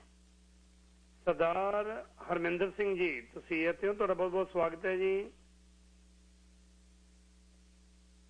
डॉक्टर साहब नूं जी हाँ जी सत श्री अकाल। हाँ जी, मेरा सवाल है जी भी मेरिया अखां जिहड़ियां हैगियां ना वो झपकदियां बहुत है, मतलब ब्लैंक बहुत करदियां है ते 65 प्लस है मैं, ਤੇ ਮੇਰੀ ਨਿਗਾਹ ਡਾਕਟਰ ਸਾਹਿਬ ਮੈਂ ਫੈਮਿਲੀ ਡਾਕਟਰ ਨੂੰ ਦਿਖਾਇਆ, ਉਹ ਕਹਿੰਦੇ ਵੀ ਤੁਹਾਡੀ ਕੋਈ ਮੋਤੀਆ ਵਗੈਰਾ ਜਾਂ ਕੋਈ ਹੋਰ ਤਾਂ ਕੁਝ ਹੈ ਨਹੀਂਗਾ, ਵੀ ਜਸਟ ਤੁਸੀਂ ਆਈ ਡ੍ਰੌਪਸ ਵਗੈਰਾ ਮੈਨੂੰ ਦਿੱਤੇ ਆ, ਐਨਕ ਮੈਂ ਲਾ ਲੈਣਾ, ਬਟ ਝਪਕਦੀਆਂ ਫਿਰ ਵੀ ਉਹ ਤਾਂ ਮੈਨੂੰ ਡਰਾਈਵਿੰਗ ਦੇ ਵਿੱਚ ਬਹੁਤ ਪ੍ਰੋਬਲਮ ਆਉਂਦੀ ਹੈ। ਦੱਸਣ ਵੀ ਡਾਕਟਰ ਸਾਹਿਬ ਵੀ ਕੀ ਇਹਦਾ ਕਾਰਨ ਕੀ ਹੈ ਤੇ ਇਲਾਜ ਕੀ ਹੈ ਜੀ ਇਹਦਾ?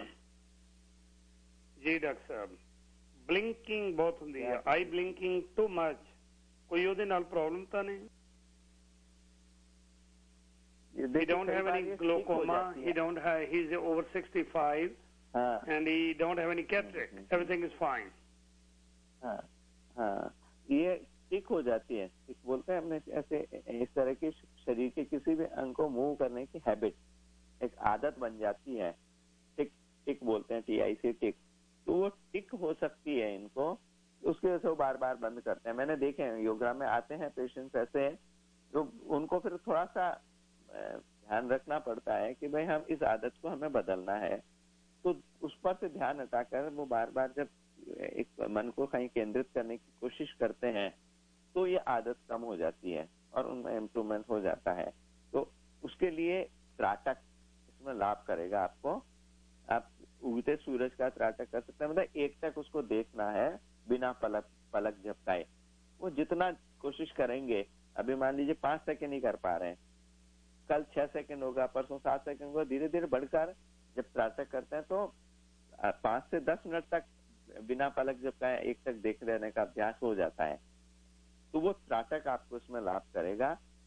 सूरज का नहीं हो पाता है, अस्त होता सूरज नहीं देख सकते हैं, संभव नहीं होता है, या बादल होते हैं कुछ, तो गाय के घी का दीपक जलाकर एक ऐसे स्थान पर बैठे जहाँ उसकी लौ हिले नहीं, हवा न हो, वहां पर अपने आंखों के लेवल पे वो दीपक की लौ रहे और उस पर एक तक देखकर उसको वो त्राटक करेंगे। उससे इसमें डेफिनेटली लाभ होगा। बाकी दूसरा उसके लिए जो रिलैक्स करने का काम कर सकते हैं वो पामिंग का अभ्यास होता है। हथेलियों की कटोरी बनाकर आंखों के ऊपर लगाएं, अंगुलियां क्रॉस करते हुए ललाट पे आ जाएं, आंखों पर दबाव नहीं आए, आंख अंदर खोलकर देख सकें कि भाई कहीं से उजाला नहीं आ रहा, और फिर आंख बंद करके बिल्कुल रिलैक्स करके गहरा काला देखने का जब हम प्रयास करते हैं तो आंखें, आईलिड्स सारी पूरी तरह से रिलैक्स हो जाती हैं। और वो जब रिलैक्सेशन होता है तो बार बार जो कॉन्ट्रैक्शन की आदत पड़ गई है उसमें भी उसका लाभ मिलता है। तो ये 2 चीज, रिलैक्सेशन टेक्निक, पामिंग और त्राटक, ये दोनों इसमें लाभ करेंगे। प्रोग्राम दिलां दी सांझ KRP रेडियो 1550 AM बैंड ਦੇ ਉੱਤੇ ਸੁਣ ਰਹੇ ਹੋ। ਡਾਕਟਰ ਸਲਿਲ ਮਹੇਸ਼ਵਰੀ ਜਿਹੜੇ ਐਲੋਪੈਥੀ ਦੇ ਵੀ ਐਕਸਪਰਟ ਨੇ, ਨੇਚਰੋਪੈਥੀ ਦੇ ਵੀ ਐਕਸਪਰਟ ਨੇ, ਯੋਗਾ ਦੇ ਵੀ ਐਕਸਪਰਟ ਨੇ। ਗੱਲ ਕਰ ਰਹੇ ਹਾਂ ਅੱਜ ਬੋਡੀ ਮਾਈਂਡ ਕਿਵੇਂ ਬੈਲੈਂਸ ਕਰਕੇ ਰੱਖਣਾ ਹੈ, ਉਹਨਾਂ ਨਾਲ ਗੱਲਬਾਤ ਚੱਲ ਰਹੀ ਹੈ। ਅਗਲੇ ਕਾਲਰ ਨੇ ਸੁਖਵੰਤ ਕੌਰ ਜੀ, ਤੁਸੀਂ ਇੱਥੇ ਹੋ, ਤੁਹਾਡਾ ਬਹੁਤ ਬਹੁਤ ਸਵਾਗਤ ਹੈ ਬੀਬਾ ਜੀ। ਹਾਂਜੀ ਭਾਈ ਸਾਹਿਬ ਜੀ, ਤੁਹਾਨੂੰ ਤੇ ਡਾਕਟਰ ਮਹੇਸ਼ਵਰੀ ਜੀ ਨੂੰ ਬਹੁਤ ਹੀ ਸਤਿਕਾਰ ਸਹਿਤ ਸਤਿ ਸ੍ਰੀ ਅਕਾਲ ਜੀ। ਸਤਿ ਸ੍ਰੀ ਅਕਾਲ ਜੀ।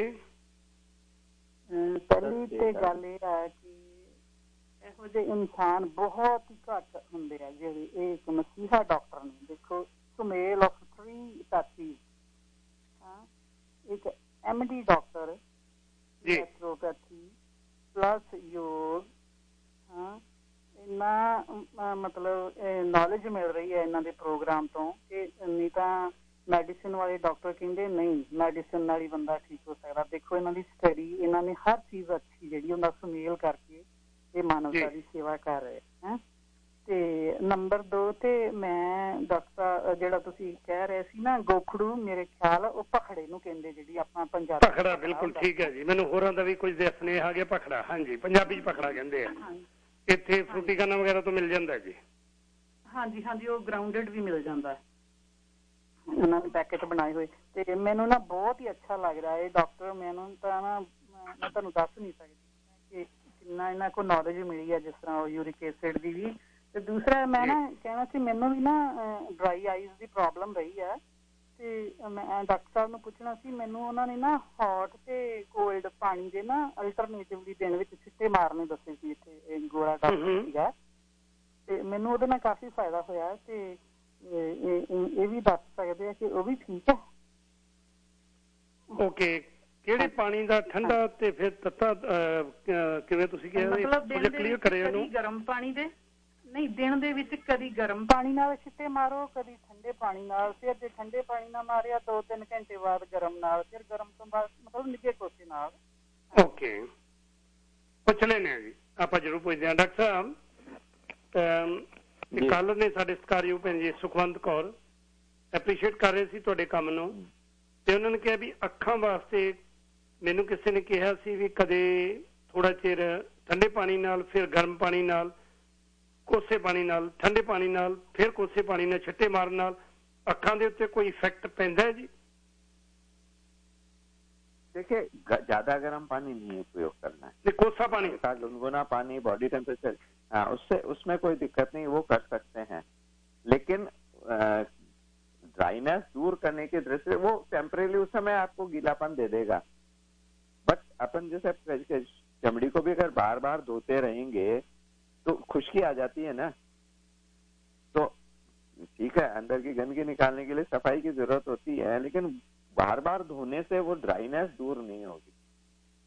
मतलब वो ठीक है, गरम ठंडा सेक करते हैं हम, एक तरह से आंख के ऊपर हम गरम ठंडा सेक कर रहे हैं तो लैक्राइमल ग्लैंड्स के ऊपर भी सेक होगा और उससे वो लैक्राइमल ग्लैंड्स की एक्टिविटी बढ़ेगी, उससे फायदा हो सकता है। मतलब जैसे रुमाल, एक बर्तन में गर्म पानी लें, एक में ठंडा पानी लें, दोनों में एक एक रुमाल डाल लिया, गर्म पानी का में निचोड़ के रुमाल रखा आंख के ऊपर, आंख और भौं के ऊपर 2 मिनट, फिर 1 मिनट ठंडे का रुमाल रखा, फिर 2 मिनट गर्म का, 1 मिनट ठंडे का, उससे फर्क पड़ेगा, उससे वो लैक्राइमल ग्लैंड्स एक्टिवेट होंगी, उनका सिक्रीशन बढ़ेगा तो वो ड्राइनेस दूर होगी। इस तरह से पानी का हम प्रयोग कर सकते हैं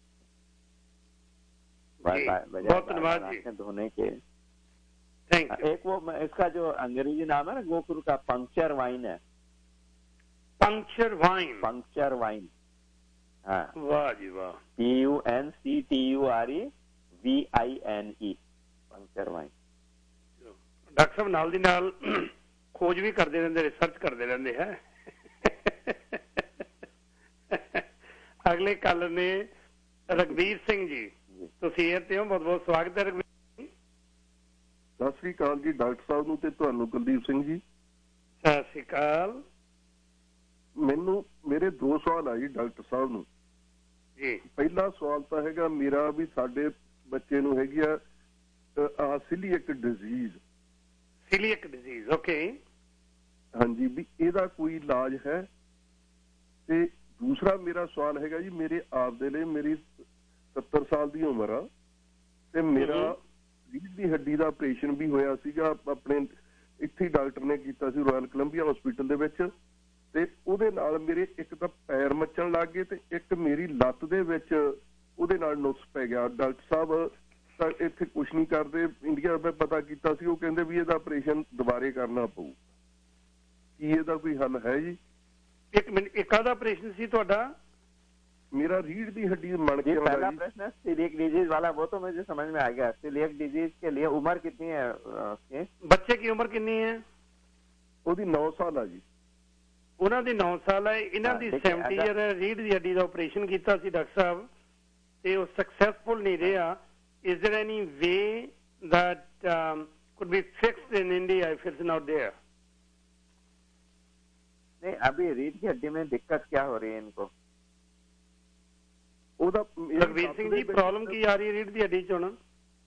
ਮੇਰੀ ਲੱਤ ਜਿਹੜੀ ਖੱਬੀ ਲੱਤ ਆ ਜੀ, ਉਹ ਬਹੁਤ ਜ਼ਿਆਦਾ ਸਖਤ, ਜਿਵੇਂ ਕਿਸੇ ਚੀਜ਼ ਨਾਲ ਆਪਾਂ ਕੱਸ ਕੇ ਬੰਨ ਲਈ ਉਸ ਲੋਟਾ, ਤੇ ਪੈਰਾਂ ਦੀਆਂ ਤਲੀਆਂ ਬਹੁਤ ਜ਼ਿਆਦਾ ਮੱਚਦੀਆਂ ਨੇ। From left feet, जो तली होती है ना डॉक्टर साहब, तलियां दे थल्लों सेक निकलदा है। हाँ जी, वो बड़ी वड्डी प्रॉब्लम है। ते लेफ्ट साइड है जिहड़ी, वो कह रहे ने भी बहुत ज्यादा स्टिफनेस, बहुत ज्यादा। ਤੇ ਬੱਚਾ ਜਿਹੜਾ ਹੈਗਾ ਉਹਦੀ सीलियक डिसीज, दोनों बारे थोड़ा सा क्लियर करे। हाँ, तो देखिए इसमें इनकी जो समस्या है उसमें तो योग से भी फर्क पड़ेगा, और बाकी वहां जाकर अगर उपचार कराते हैं तो उसमें बहुत सारे हमारे पास उपचार विधियां हैं। कपिंग है, एक्यूपंक्चर है, इसके अलावा अग्नि चिकित्सा है और फिजिकल थेरेपी, इन सब से इसमें फर्क पड़ता है, और जो पंचकर्म के उपचार होते हैं उनसे भी फर्क पड़ता है। तो ऐसे पेशेंट्स को तो बहुत लाभ मिलता है, तो आपको इसमें आपको लाभ मिलेगा।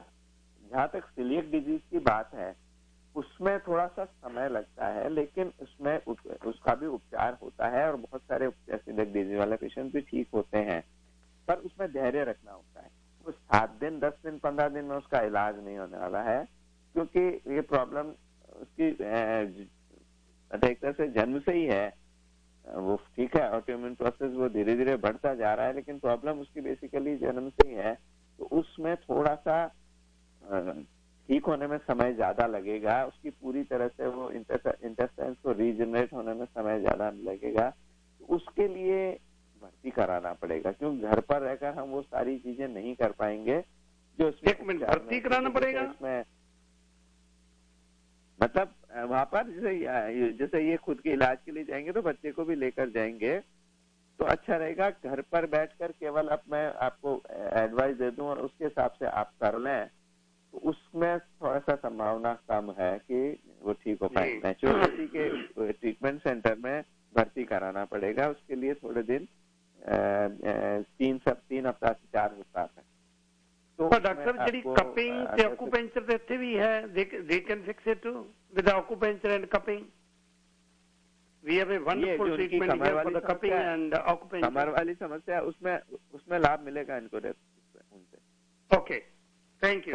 ਤੁਸੀਂ ਸਰ ਰਘਬੀਰ ਸਿੰਘ ਜੀ, कमर में लाभ मिलेगा। सीलियक डिजीज के लिए नहीं है वो, सीलियक डिजीज ਦੇ ਲਈ ਡਾਕਟਰ ਸਾਹਿਬ ਦਾ ਮੈਂ ਬਾਅਦ ਚ ਨੰਬਰ ਦੇਵਾਂਗਾ, ਤੁਸੀਂ ਗੱਲ ਕਰ ਲਿਓ। ਵੈਸੇ ਡਾਕਟਰ ਸਾਹਿਬ ਇੱਥੇ ਆ ਰਹੇ ਨੇ 1 ਤਰੀਕ ਨੂੰ, ਮੈਂ ਤੁਹਾਨੂੰ ਦੱਸਦੇ ਹਾਂ।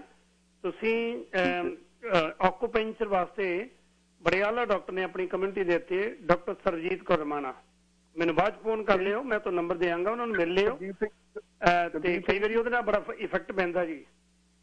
ਕੁਲਦੀਪ ਸਿੰਘ ਜੀ, ਮੈਂ ਇਹਦਾ ਵਾਸਤੇ ਇੱਕ ਇੱਥੇ ਆਪਣੇ ਚੀਨਾ ਡਾਕਟਰ ਆ, ਉਹਦੇ ਕੋਲੋਂ ਮੈਂ ਕਰਾਇਆ ਇਹ, ਜਿਹੜੇ ਉਹ ਸੂਈਆਂ ਵੀ ਲਾਉਂਦੇ ਸੀ ਤੇ ਉਹ ਰੀੜ੍ਹ ਦੀ ਹੱਡੀ ਦੇ ਵਿੱਚੋਂ ਜਿਵੇਂ ਆਪਾਂ ਸਿੰਗੀਆਂ ਕਹਿੰਦੇ ਸੀ ਲਾ ਕੇ ਉਸ ਲੋਟ ਸਿੰਗੀਆਂ ਉਹਨੂੰ ਕਪਿੰਗ ਕਹਿੰਦੇ ਆ। ਹਾਂਜੀ, ਸਿੰਗੀਆਂ, ਹਾਂ, ਉਹ ਮੈਂ ਕਰਾਇਆ ਜੀ। ਓਕੇ, ਚਲੋ ਤੁਹਾਡਾ ਧੰਨਵਾਦ। ਫਿਰ ਵੀ ਮੈਨੂੰ ਬਾਅਦ ਕਾਲ ਕਰ ਲਿਓ। ਬਹੁਤ ਬਹੁਤ ਧੰਨਵਾਦ ਜੀ, ਚੜ੍ਹਦੀ ਕਲਾ ਚ ਰਹੋ। ਆਪਾਂ ਇੰਝ ਕਰੀਏ ਜੀ, ਇੱਕ ਬ੍ਰੇਕ ਲੈ ਲਈਏ। ਸਦਾ ਕਿਰਪਾਲ ਸਿੰਘ ਦੇ ਬਾਕੀ ਲਾਈਨਾਂ 2 ਖਾਲੀ ਹੋਈਆਂ ਨੇ, ਤੁਸੀਂ ਆਪਣੀ ਲਾਈਨ ਹੋਲਡ ਕਰ ਸਕਦੇ ਹੋ। ਲਾਈਨ ਨਹੀਂ ਮਿਲ ਰਹੀ ਕਿਉਂਕਿ ਸਾਡਾ ਯਤਨ ਹੁੰਦਾ ਹੈ ਇਹਨਾਂ ਪ੍ਰੋਗਰਾਮਾਂ ਦੇ ਵਿੱਚ KRPA 1550 ਦਾ ਕਿ ਅਲੱਗ-ਅਲੱਗ ਡਾਕਟਰ ਲਿਆ ਕੇ ਅਲੱਗ-ਅਲੱਗ ਫੀਲਡ ਦੇ ਸਿਹਤ ਸੰਬੰਧੀ ਵੱਧ ਤੋਂ ਵੱਧ ਜਾਗਰੂਕਤਾ ਲਿਆਂਦੀ ਜਾਵੇ। ਸੋ ਇਹਦਾ ਰੀਜ਼ਨ ਇਹੀ ਹੈ। ਮੈਂ ਖਾਸ ਕਰਕੇ ਸਾਡੇ ਸਤਿਕਾਰਯੋਗ ਭੈਣ ਜੀ ਨੇ, ਉਹਨਾਂ ਦਾ ਤਹਿ ਦਿਲੋਂ ਧੰਨਵਾਦੀ ਹਾਂ। ਤਰਨਜੋਤ ਕੌਰ ਗਦੋਕ ਭੈਣ ਜੀ, ਜਿਨ੍ਹਾਂ ਨੇ ਇਸ ਡਾਕਟਰ ਨੂੰ ਇੰਟਰੋਡਿਊਸ ਕੀਤਾ, ਮੈਂ ਉਹਨਾਂ ਦਾ ਤਹਿ ਦਿਲੋਂ ਧੰਨਵਾਦੀ ਹਾਂ। ਤਾਂ ਜੋ ਕਮਿਊਨਿਟੀ ਦੇ ਵਿੱਚ ਹੋਰ ਅਵੇਅਰਨੈਸ ਪੈਦਾ ਹੋ ਸਕੇ। ਇਹ ਮੰਚ ਹੈ ਹੀ ਕਮਿਊਨਿਟੀ ਦਾ, ਕਮਿਊਨਿਟੀ ਦੇ ਵਿੱਚ ਜਾਗਰਤੀ ਲਿਆਉਣ ਦੇ ਲਈ। ਤੁਸੀਂ ਦੇਖੋ 20 ਸਾਲ ਹੋ ਗਏ ਨੇ, ਸਿਹਤ ਸੰਬੰਧੀ ਹੀ ਗੱਲਬਾਤ ਸ਼ਨੀਵਾਰ ਨੂੰ ਹੁੰਦੀ ਹੈ। ਮੀਂਹ ਜਾਵੇ ਹਨੇਰੀ ਜਾਵੇ, ਯਾਨੀ ਕਿ ਸਿਹਤ ਦੀ ਗੱਲਬਾਤ ਹੋਣੀ ਹੈ। ਵਿਚਾਰ ਆਪਣੇ ਆਪਣੇ ਨੇ, ਕਿਸੇ ਨੂੰ ਕੀ ਚੰਗਾ ਲੱਗਦਾ, ਕਿਸੇ ਨੂੰ ਕੀ ਚੰਗਾ ਲੱਗਦਾ। ਬਸ ਸਾਡਾ ਕੋਸ਼ਿਸ਼, ਇਸ ਮੰਚ ਦੀ ਕੋਸ਼ਿਸ਼ ਇਹ ਹੁੰਦੀ ਹੈ ਕਿ ਇਹਨਾਂ ਪ੍ਰੋਗਰਾਮਾਂ 'ਚ ਅਲੱਗ-ਅਲੱਗ ਫੀਲਡ ਦੇ ਡਾਕਟਰ ਲਿਆ ਕੇ ਘੱਟੋ ਘੱਟ ਅਸੀਂ ਜਾਗਰੂਕ ਹੋਈਏ। ਬ੍ਰੇਕ ਤੋਂ ਬਾਅਦ ਦਾ ਕਿਰਪਾਲ ਸਿੰਘ ਪਹਿਲੇ ਕਾਲਰ। ਦਿਲਾਂ ਦੀ ਸਾਂਝ ਦੇ ਵਿੱਚ ਮੇਰੇ ਨਾਲ ਡਾਕਟਰ ਸਲੀਲ ਮਹੇਸ਼ਵਰੀ, ਜਿਹੜੇ ਕਿ MBBS MD ਡਾਕਟਰ ਨੇ, ਬੜਾ ਲੰਮਾ ਸਮਾਂ ਐਜ਼ ਏ ਚਾਈਲਡ ਸਪੈਸ਼ਲਿਸਟ ਕੰਮ ਕਰਦੇ ਰਹੇ ਨੇ। ਅੱਜ ਕੱਲ ਨੇਚਰੋਪੈਥੀ ਤੇ ਯੋਗਾ ਦੇ ਬਾਬਤ ਇਹ ਗੱਲਬਾਤ ਕਰ ਰਹੇ ਨੇ।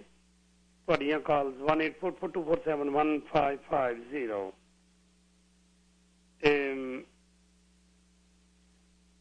ਆਪਾਂ ਗੱਲਬਾਤ ਕਰਦੇ ਹਾਂ ਸਦਾ ਕਿਰਪਾਲ ਸਿੰਘ ਜੀ, ਤੁਸੀਂ ਇਹ ਹੋ ਜੀ? ਹਾਂਜੀ, ਬਿਲਕੁਲ ਸਿੰਘ ਜੀ, ਪਹਿਲਾਂ ਬਹੁਤ ਬਹੁਤ ਧੰਨਵਾਦ। ਮੈਂ ਕਈ ਚਿਰ ਤੋਂ ਉਡੀਕ ਰਿਹਾ ਸੀ ਕਿ ਤੁਹਾਡੇ ਪ੍ਰੋਗਰਾਮ ਤੇ ਕੋਈ ਅੱਖਾਂ ਦੇ ਬਾਰੇ ਗੱਲਬਾਤ ਕਰਨ ਵਾਲੇ ਡਾਕਟਰ ਸਾਹਿਬ ਆਉਣ, ਤੇ ਡਾਕਟਰ ਸਾਹਿਬ ਦਾ ਵੀ ਉਹਨਾਂ ਨੂੰ ਜੀ ਆਇਆ। ਤਾਂ ਇਸ ਗੱਲ ਦਾ ਬਹੁਤ ਲੋਕਾਂ ਨੂੰ ਫਾਇਦਾ ਹੋਏਗਾ ਜਿਹੜੀ ਅੱਜ ਗੱਲਬਾਤ ਚੱਲ ਰਹੀ ਹੈ। ਤੇ ਮੈਨੂੰ ਮੁਸ਼ਕਿਲ ਇਹ ਆਈ, ਮੇਰੇ ਕੈਟਰੈਕਟ ਦੀ ਸਰਜਰੀ ਹੋਈ ਸੀ 5 ਸਾਲ ਪਹਿਲਾਂ, ਤੇ ਉਹ ਤੋਂ ਬਾਅਦ ਮੇਰੀਆਂ ਅੱਖਾਂ ਦਾ ਪ੍ਰੈਸ਼ਰ ਵਧਣ ਲੱਗ ਪਿਆ। ਤੇ ਉਹਦੇ ਵਧਣ ਨਾਲ ਫਿਰ ਡਾਕਟਰ ਇੱਕ ਸਪੈਸ਼ਲਿਸਟ ਦੂਸਰੇ ਦੇ ਉਹਨੇ ਫਿਰ ਚੈੱਕ ਕਰੀ ਗਿਆ, ਤੇ ਬਾਅਦ ਚ ਉਹਨਾਂ ਨੇ ਕਿਹਾ ਭਈ ਇਹਨੂੰ ਪ੍ਰੈਸ਼ਰ ਨੂੰ ਘਟਾਉਣਾ ਬਹੁਤ ਜ਼ਰੂਰੀ ਹੈਗਾ। ਤੇ ਉਹਦੇ ਨਾਲ ਫਿਰ ਮੇਰੇ ਇੱਕ ਅੱਖ ਦੀ ਉਹਨੇ ਸਰਜਰੀ ਕੀਤੀ, ਖੱਬੀ ਦੀ ਇੱਕ ਸਰਜਰੀ, ਫਿਰ ਉਹਦੇ ਚ ਇੱਕ ਵਿੰਡੋ ਜਿਹੜੀ ਸੈਕੰਡ ਸਰਜਰੀ ਕੀਤੀ, ਥਰਡ ਸਰਜਰੀ ਵਿੱਚ ਉਹਨੇ ਅਹਿਮਦ ਵੈਲ ਪਾਤਾ। ਤੇ ਉਹਦੇ ਨਾਲ ਹੁਣ ਮੈਨੂੰ ਮੁਸ਼ਕਿਲ ਇਹ ਆ ਰਹੀ, ਉਹ ਮੈਨੂੰ ਜਿਹੜੀ ਗਲੂਕੋਮਾ ਮੈਨੂੰ ਮਤਲਬ ਕਹਿੰਦੇ ਸ਼ੋ ਕਰਦੀ ਸੀਗੀ ਤੇ ਉਹ ਤਾਂ ਹੁਣ ਗਲੂਕੋਮਾ ਤੇ ਸਟੇਬਲ ਹੋ ਗਿਆ ਹੈਗਾ ਤੇ ਪ੍ਰੈਸ਼ਰ ਵੀ ਸਟੇਬਲ ਹੈਗਾ ਤੇ ਪਰ ਮੇਰੀਆਂ ਅੱਖਾਂ ਸੂਰਜ ਦੀ ਧੁੱਪ ਨੂੰ ਬਹੁਤ ਫੀਲ ਕਰਦੀਆਂ ਜਦੋਂ ਮੈਨੂੰ ਡਾਰਕ ਐਨ ਕਰਾਉਣੀ ਪੈਂਦੀ ਤੇ ਅੱਖਾਂ ਮੇਰੀਆਂ ਜਿਹੜੀਆਂ ਡਰਾਈ ਬਹੁਤ ਰਹਿੰਦੀਆਂ ਬਹੁਤ ਜ਼ਿਆਦਾ ਡਰਾਈ ਰਹਿੰਦੀਆਂ होल्ड करिए डॉक्टर साहब did you understand his question मैं थोड़ा समझता हूँ भाई ग्लोकोमा हो गया है ऑपरेशन के बाद इनको हाँ जी ग्लोकोमा की वजह से क्या प्रेशर जो है प्रेशर बढ़ना और कम होना उसकी वजह से प्रेशर बढ़ जाता है हाँ जी उसकी वजह से प्रॉब्लम ये है कि कैन नॉट टॉलरेट सन जो सूरज है ना उसकी रोशनी है उसको बर्दाश्त नहीं होती बड़ी प्रॉब्लम होती है ड्राइविंग वगैरह और सब के लिए what is the best way to heal that देखिए इसमें कुछ आयुर्वेदिक अभी जो पतंजलि की मेडिसिन भी निकली है और आई ड्रॉप्स भी हैं प्लस ये अक्षी तर्पण वो इसमें उनको लाभ कर देगा वहां पर आए हैं ग्लूकोमा के पेशेंट्स और उनको अक्षी तर्पण से बहुत लाभ मिला है तो अक्षी तर्पण इसमें वो मैं बता रहा था ना अभी उसका उड़द के आटे का गोला बनाकर उसके अंदर वो माँ त्रिफलाग्रिद डालकर आंखों को खोलते बंद करते हैं उसमें उस प्रक्रिया के द्वारा अक्षी तर्पण के द्वारा इसमें लाभ मिलता है और साथ में जो सौम्य आई ड्रॉप्स है वो डालें एक आई ग्रिड गोल्ड आंखों के लिए आयुर्वेदिक दवा निकली है पतंजलि की वो सुबह शाम लें तो उससे इनको लाभ मिलेगा वो कर सकते हैं बाकी अनुलोम विलोम करते समय अपने मन को कंसंट्रेट करें जो आंख का जो आगे का चैम्बर होता है एंटीरियर चैम्बर पीछे वाला पोस्टीरियर चैम्बर होता है विट्रियस फ्लूइड और ये ग्लूकोमा की प्रॉब्लम होती है एंटीरियर चैम्बर में जो क्लियर फ्लूइड होता है वो वापस प्रॉपरली ड्रेन नहीं होता है उसका प्रेशर बढ़ जाता है इसकी वजह से होती है तो वो वहां का जो फ्लो है एंटीरियर चैम्बर के फ्लूइड का फ्लो है वो नॉर्मल हो रहा है ये विजुअलाइज करते हुए मन को इस पर केंद्रित करते हुए अनुलोम विलोम प्राणायाम करें उससे बहुत फर्क पड़ेगा आपको जी कोई नहीं डॉक्टर साहब ਤੁਹਾਨੂੰ ਮਿਲਣਗੇ coming here he will meet you too here and thank you Kirpal Singh ji ਇਹ ਡਾਕਟਰ ਸਾਹਿਬ ਇੱਥੇ ਆ ਰਹੇ ਨੇ ਥੋੜਾ ਜਿਹਾ ਮੈਂ ਸਾਰੇ ਜਿਹੜੇ ਸਰੋਤੇ ਨੇ ਉਹਨਾਂ ਨੂੰ ਦੱਸਦੇ ਹਾਂ ਕਿ ਅਖੀਰ ਦੇ ਵਿੱਚ ਮੈਂ ਤੁਹਾਨੂੰ ਨੰਬਰ ਦੇਵਾਂਗਾ ਬਾਅਦ ਕਾਲ ਕਰ ਲਿਆ ਜੇ ਤੇ ਪਹਿਲੀ ਤਰੀਕ ਨੂੰ ਥਰਸਡੇ ਵਾਲੇ ਦਿਨ 1 ਸਤੰਬਰ ਨੂੰ 10 ਵਜੇ ਤੋਂ ਲੈ ਕੇ 11:30 ਵਜੇ ਤੱਕ ਲక్ష్ਮੀ ਨਾਰਾਇਣ ਜਿਹੜਾ ਮੰਦਿਰ ਹੈ ਸਰੀ ਦੇ ਵਿੱਚ ਉੱਥੇ ਡਾਕਟਰ ਸਾਹਿਬ ਹੋਣਗੇ ਤੇ ਇਸ ਸੰਬੰਧੀ ਮੈਂ ਤੁਹਾਨੂੰ ਨੰਬਰ ਦੇਵਾਂਗਾ ਇੱਕ ਪੈਨ ਤੇ ਪੇਪਰ ਤੁਸੀਂ ਹੈਂਡੀ ਰੱਖਿਓ ਉਸ ਨੰਬਰ ਤੇ ਕਾਲ ਕਰਕੇ ਤੁਸੀਂ ਆਪਣੀ ਉੱਥੇ ਪਹੁੰਚਿਓ ਜ਼ਰੂਰ ਤੇ ਉੱਥੇ ਤੁਹਾਡੇ ਨਾਲ ਜ਼ਰੂਰ ਗੱਲਬਾਤ ਕਰਨਗੇ ਪਰਸਨਲੀ ਵੀ ਮਿਲਣਗੇ ਜੀ ਤੁਹਾਨੂੰ बहुत बहुत धन्यवाद जी सिर्फ 2 कालर ने 2 कालर नाल ही गलबात करनी है होर काल ना करियो सरदार गुरबख्श सिंह जी तुसी इत्थे बहुत बहुत स्वागत है जी सिंह जी लाइन छड्ड के दोबारा कॉल कर लियो जी गुरबख्श सिंह जी लाइन दोबारा तुसी ले सकते हो बीबा सुरिंदर कौर जी तुसी इत्थे स्वागत है जी भाई ਸਤਿ ਸ਼੍ਰੀ ਅਕਾਲ ਡਾਕਟਰ ਸਾਹਿਬ ਨੂੰ ਵੀ ਸਤਿ ਸ਼੍ਰੀ ਅਕਾਲ ਹਾਂਜੀ ਮੇਰਾ ਕੁਐਸਚਨ ਸੀ ਤੁਸੀਂ ਕਿਹਾ ਨਾ ਵੀ ਸਾਰੇ ਸ਼ੁਰੂ ਤੋਂ ਹੀ ਆਪਣਾ ਧਿਆਨ ਰੱਖੋ ਤੇ ਵੀ ਫੇਰ ਨਹੀਂ ਹੁੰਦਾ ਹੀ ਕੋਈ ਨਹੀਂ ਆਪਣੀ ਗੰਦਗੀ ਸਾਫ਼ ਕਰਦੇ ਰਹੋ ਤੇ ਕੋਈ ਕਰੋਨਾ ਵਗੈਰਾ ਜਾਂ ਫਲੂ ਜਾਂ ਹੁਣ ਮੰਕੀ ਪੌਕਸ ਆ ਗਿਆ ਕਈ ਫਲੂ ਹੁੰਦੇ ਨੇ ਬੜੇ ਜ਼ਿਆਦੇ ਫੇਰ ਵੀ ਹੁੰਦੇ ਹੀ ਨਹੀਂ ਪਰ ਜਿਨ੍ਹਾਂ ਨੂੰ ਹੋ ਹੀ ਜਾਂਦਾ ਹੈ ਹੁਣ ਸਾਰੇ ਲੋਕੀ ਤੇ ਕੋਈ ਇੰਨਾ ਧਿਆਨ ਨਹੀਂ ਰੱਖਦੇ ਇਹਨਾਂ ਨੂੰ ਪਤਾ ਹੀ ਨਹੀਂ ਹੈਗਾ ਵੀ ਸਾਨੂੰ ਵੀ ਕਈ ਗੱਲਾਂ ਜੇ ਤੁਸੀਂ ਦੱਸ ਰਹੇ ਹੋ ਤੇ ਸਾਨੂੰ ਪਤਾ ਹੀ ਨਹੀਂ ਹੈਗਾ ਤੇ ਹੋ ਹੀ ਜਾਂਦਾ ਹੈ ਫਿਰ ਸਾਨੂੰ ਐਲੋਪੈਥਿਕ ਦੇ ਬਜਾਏ ਜਿਵੇਂ ਵੀ ਤੁਸੀਂ ਇਹ ਇਲਾਜ ਦੱਸ ਰਹੇ ਹੋ ਫਿਰ ਕੀ ਕਰਨਾ ਚਾਹੀਦਾ ਜੀ ओके बहुत बहुत धन्यवाद आपको बताना पड़ेगा जी डॉक्टर साहब ये पूछ रहे भी आ जड़ा चौथे दिन कोई ना कोई वायरस आ गया कदे वो आ गया कदे वो आ गया इस तो पहला है कि सारा कुछ सानू चिंबड़े what we have to do how to we have to be very careful for getting all those diseases or viruses देखिए ऐसा समझ लीजिए ये बैक्टीरिया वायरस क्या है ये छोटे छोटे पत्थर फेंके जा रहे हैं हम पर ठीक है, हम अपने पास ढाल रखें तो इन पत्थरों से कुछ हमारा बिगड़ने वाला नहीं है। तो करना में अपने पास वो मजबूत ढाल रखनी है, हमारे इम्यून सिस्टम की ढाल होती है। वो इम्यून सिस्टम हमारा सही ढंग से कार्य करता रहे तो ये छोटी मोटी ये बैक्टीरिया वायरस हमारा कुछ बिगाड़ नहीं सकते हैं। तो उसको इम्यून सिस्टम को ठीक करने के लिए एक तो अपने आहार विहार को ठीक रखना बहुत जरूरी है, क्योंकि जब वो आहार विहार गड़बड़ होता है तो उसका असर पूरे शरीर पर होता है, इम्यून सिस्टम पर भी होता है। इम्यून सिस्टम गड़बड़ होता है तो फिर शरीर में ये चीज परेशानियां चालू हो जाती हैं, कोई भी बैक्टीरिया वायरस अटैक कर देता है। तो इम्यून सिस्टम को ठीक रखने के लिए आहार विहार को ठीक रखना है, और दूसरा योगाभ्यास, नियमित योगाभ्यास भी हमारे इम्यून सिस्टम को ठीक करने में मदद करता है। तो अपनी जीवन शैली को ठीक रखें, हम खाने पीने का ध्यान रखें, भोजन में जितना हो सके हम कच्चा खा सकें वो कच्चा खाएं। जो कच्चा मतलब जैसे अंकुरित अन्न है, फल है, कच्ची हरी सब्जियां, ये कच्ची चीजें ज्यादा खाएं, सब्जियों का रस पिएं, वो हमारे इम्यूनिटी पावर को बढ़ाएगा। और प्राणायाम करें, वो हमारी इम्यूनिटी पावर को बढ़ाएगा। जो उसको घटाने वाली चीजें हैं उनका सेवन न करें। अपनी दिनचर्या में भी ध्यान रखें, हेल्दी हैबिट्स। अब रात को देर तक जागेंगे तो हमारा सारा सिस्टम गड़बड़ा जाता है। हमारा जो बायोलॉजिकल क्लॉक होती है, दिन का समय जागने का होता है, रात का समय सोने का होता है, अगर हम उसमें उल्टा पुल्टा करते हैं, देर रात तक जागते हैं, तो फिर उसका असर हमारे पूरे सिस्टम पर और इम्यून सिस्टम पर भी होता है। तो अपने दिनचर्या भी ठीक रखना उसके लिए जरूरी। ये थोड़ा सा ध्यान रखेंगे, अपने नियमित योगाभ्यास करेंगे और आहार विहार का ध्यान रखेंगे तो ये बीमारियां हम पर कोई असर नहीं कर पाएंगी। डॉक्टर साहब लास्ट कॉलर है हमारे पास, and doctor Paramjit Singh Sidhu. Doctor साहब दिलों दिल ਦੀਆਂ ਗਹਿਰਾਈਆਂ ਚੋਂ ਸਵਾਗਤ ਹੈ ਜੀ। ਹਾਂਜੀ ਸਤਿ ਸ੍ਰੀ ਅਕਾਲ ਜੀ, ਤੁਹਾਨੂੰ ਵੀ ਤੇ ਡਾਕਟਰ ਸਾਹਿਬ ਨੂੰ ਵੀ ਸਤਿ ਸ੍ਰੀ ਅਕਾਲ। ਹਾਂਜੀ ਮੈਨੂੰ ਯਾਦ ਕਰਦੇ ਸੀ, ਮੈਂ ਤਾਂ ਕਾਲ ਕਰਨੀ ਹੋਈ ਸੀਗੀ ਤੇ ਹੋਰ ਵੀਰ ਜੀ ਵੀ ਕੀਤੀ, ਵਧੀਆ ਗੱਲ ਹੈ। ਤੇ ਮੈਂ ਤਾਂ ਇਹੀ ਗੱਲਾਂ ਕਹਿਣਾ ਚਾਹੁੰਦਾ ਵੀ ਜਿਵੇਂ ਆਪਾਂ ਜੇ ਨਾਰਮਲ ਜ਼ਿੰਦਗੀ ਆਪਾਂ ਕੁਦਰਤੀ ਜੇ ਆਪਾਂ ਕੁਦਰਤ ਤੌਰ ਤੇ ਜੀ ਰਹੇ ਹਾਂ ਤੇ ਆਪਾਂ ਨੂੰ ਪੁਲਿਸ ਦੀ ਤੇ ਵਕੀਲਾਂ ਦੀ ਲੋੜ ਨਹੀਂ ਪੈਂਦੀ। ਤੇ ਉਵੇਂ ਹੀ ਮੈਂ ਉਦਾਹਰਨ ਦੇਣੀ ਚਾਹੁੰਦਾ ਵੀ ਜੇ ਅਸੀਂ ਨਾਰਮਲ ਕੁਦਰਤੀ ਤੌਰ ਤੇ ਜਿਵੇਂ ਸਾਨੂੰ ਗੁਰੂ ਸਾਹਿਬ ਨੇ, ਸਾਡੇ ਵੱਡਿਆਂ ਨੇ, ਪੁਰਖਿਆਂ ਨੇ ਸਿਖਾਇਆ ਰਹਿਣਾ ਜਾਂ ਖਾਣਾ, ਜੇ ਅਸੀਂ ਉਹ ਉਵੇਂ ਹੀ ਖਾਂਦੇ ਰਹੀਏ ਜਿਵੇਂ ਡਾਕਟਰ ਸਾਹਿਬ ਦੱਸਦੇ ਤਾਂ ਸਾਨੂੰ ਐਲੋਪੈਥਿਕ ਡਾਕਟਰਾਂ ਦੀ ਲੋੜ ਨਹੀਂ ਪੈਂਦੀ। ਹਾਲਾਂਕਿ ਮੈਂ ਐਲੋਪੈਥਿਕ ਵੈਟਨੇਰੀਅਨ ਹਾਂ ਤੇ ਮੇਰੇ ਬੱਚੇ ਐਲੋਪੈਥਿਕ ਮੈਡੀਕਲ ਡਾਕਟਰ ਨੇ। ਉਹ ਫਿਰ ਸਾਨੂੰ ਮਤਲਬ ਡਾਕਟਰ ਬਣਾਉਣ ਦੀ ਤਾਂ ਹੀ ਲੋੜ ਪੈਂਦੀ ਹੈ ਜੇ ਅਸੀਂ ਨੈਚੁਰੋਪੈਥੀ ਵਰਤਦੇ ਨੇ। ਜੇ ਅਸੀਂ ਆਪਦੀਆਂ ਆਦਤਾਂ ਠੀਕ ਰੱਖੀਏ, ਦਵਾਈਆਂ ਐਕਸਰਸਾਈਜ਼ ਠੀਕ ਕਰੀਏ, ਘੱਟ ਖਾਈਏ ਤੇ ਚੰਗਾ ਖਾਈਏ ਤਾਂ ਸਾਨੂੰ ਇਹ ਜਿਹੜੀਆਂ ਬਿਮਾਰੀਆਂ ਲੱਗਣ ਹੀ ਨਾ। ਮੈਂ ਤਾਂ ਇੱਥੋਂ ਤੱਕ ਕਹਿਣਾ ਕਿ ਸਾਨੂੰ ਐਲੋਪੈਥਿਕ ਡਾਕਟਰਾਂ ਨਾਲੋਂ ਨੈਚੁਰੋਪੈਥਿਕ ਡਾਕਟਰਾਂ ਦੀ ਵੱਧ ਲੋੜ ਹੈ ਸਾਡੇ ਸਮਾਜ ਨੂੰ। ਸਾਨੂੰ ਆਪ ਨੂੰ ਸਮਝਣ ਦੀ ਲੋੜ ਹੈ ਵੀ ਸਾਨੂੰ ਕੀ ਖਾਣਾ ਚਾਹੀਦਾ। ਸਾਨੂੰ ਪਤਾ ਤਾਂ ਲੱਗ ਜਾਂਦਾ ਵੀ ਅਸੀਂ ਖਾਣਾ ਕੀ ਆ, ਪਰ ਅਸੀਂ ਜਾਣ ਕੇ ਸਵਾਦ ਜੀ ਅਸੀਂ ਵੱਧ ਖਾ ਜਾਂਦੇ ਹਾਂ ਤੇ ਅਸੀਂ ਗਲਤ ਚੀਜ਼ਾਂ ਖਾ ਜਾਂਦੇ ਹਾਂ। ਉਹ ਡਾਕਟਰ ਮੈਂ ਇਹਨਾਂ ਡਾਕਟਰ ਸਾਹਿਬ ਨੂੰ ਮੇਰੀ ਬੇਨਤੀ ਇਹ ਹੈ, ਪਹਿਲਾਂ ਤੁਹਾਡਾ ਧੰਨਵਾਦ ਇਹਨਾਂ ਨੂੰ ਲਿਆਉਣ ਨੂੰ।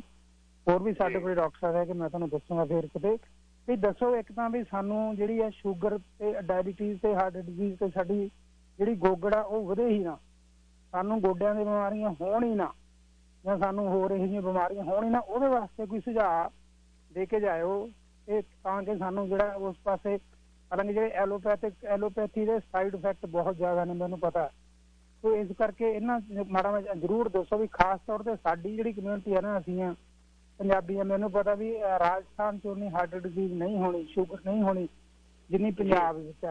ਪੰਜਾਬੀ ਅਸੀਂ ਆਪਣੇ ਨੂੰ ਬਹੁਤ ਤੰਦਰੁਸਤ ਸਮਝਦੇ।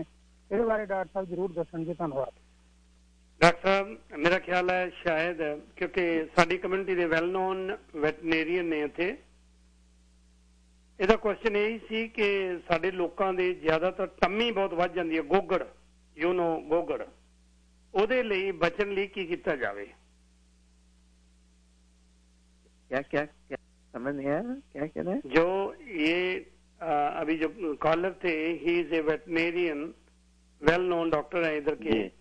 ही वाज सेइंग कि हमारी कम्युनिटी के लोग जो हैं उनका जो टमी बढ़ जाता है, आई मीन गोगड़, पंजाबी गोगड़ कहते हैं, इंग्लिश टमी, ਉਹਨੂੰ ਘਟਾਉਣ ਦੇ ਲਈ व्हाट इज द बेस्ट वे? देखिए, उसको कम करने के लिए एक तो ध्यान रखें, आपने डाइट कंट्रोल तो ऑब्वियसली जरूरी है ही इसमें, कि आहार का नियंत्रण, क्योंकि अति आहार बहुत बड़ा कारण है उसका। तो जो फैट जमा होती है सबसे पहले यहीं पर जमा होती है, बाकी अंगों पर बाद में होती है। तो उसको आहार नियंत्रित करें, ज्यादा से ज्यादा फल, सलाद, अंकुरितन, इनसे पेट भरें।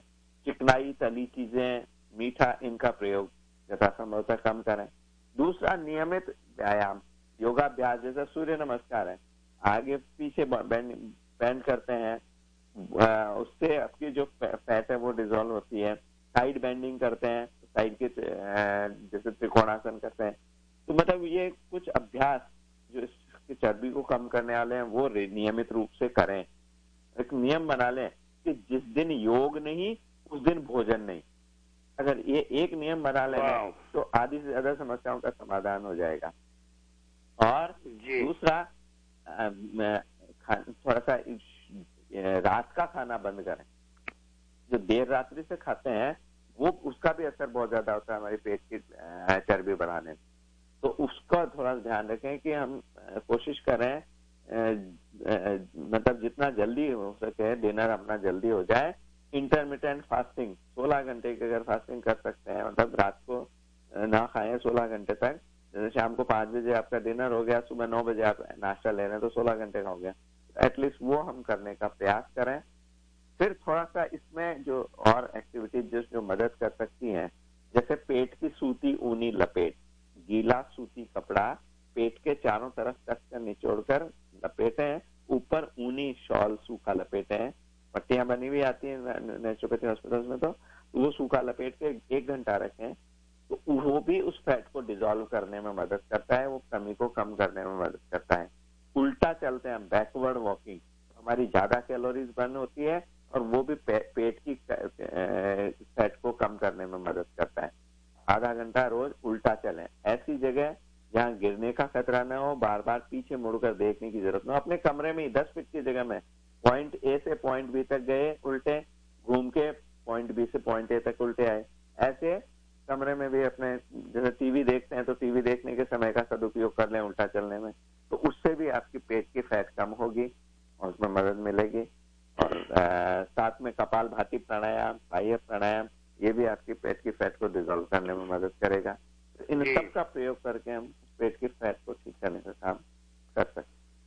जी डॉक्टर साहब, ਤੁਹਾਡਾ बहुत बहुत धन्यवाद। होर कॉलर मैं नहीं ले सकता, ते मैं बेनती करा कि डॉक्टर साहब 1 तरीक ਨੂੰ ऑन 1 सितंबर इज कमिंग ਜਿਹੜਾ लक्ष्मी नारायण मंदिर है शांति निकेतन हाल, ਉੱਥੇ 10 ਵਜੇ ठीक ਹੋਣਗੇ, 11:30 ਵਜੇ तक डॉक्टर साहब ने ਉੱਥੇ ਹੋਣਾ है। ਇਹਦੇ ਬਾਰੇ ਕੋਈ ਹੋਰ ਜਾਣਕਾਰੀ ਤੁਹਾਨੂੰ ਚਾਹੀਦੀ ਹੈ ਤੇ ਸੁਰਿੰਦਰਾ ਹਾਂਡਾ ਹੈਗੇ, ਉਹਨਾਂ ਦਾ ਨੰਬਰ ਲਿਖ ਲਓ, ਜਿਹੜੇ ਕੋਆਰਡੀਨੇਟਰ ਨੇ, ਉਹਨਾਂ ਦਾ ਨੰਬਰ ਹੈ ਜੀ 6045079945 604-507-9945 ਤੇ। पर यह सारा इंतजाम साडे सत्कारयोग भैन जी तरनजीत कौर गंदोक उन्होंने किया। मैं उन्होंने तहे दिलों धन्यवादी हाँ जिन्होंने समा कढ़ के। डॉक्टर साहब, thank you very much for your valuable time.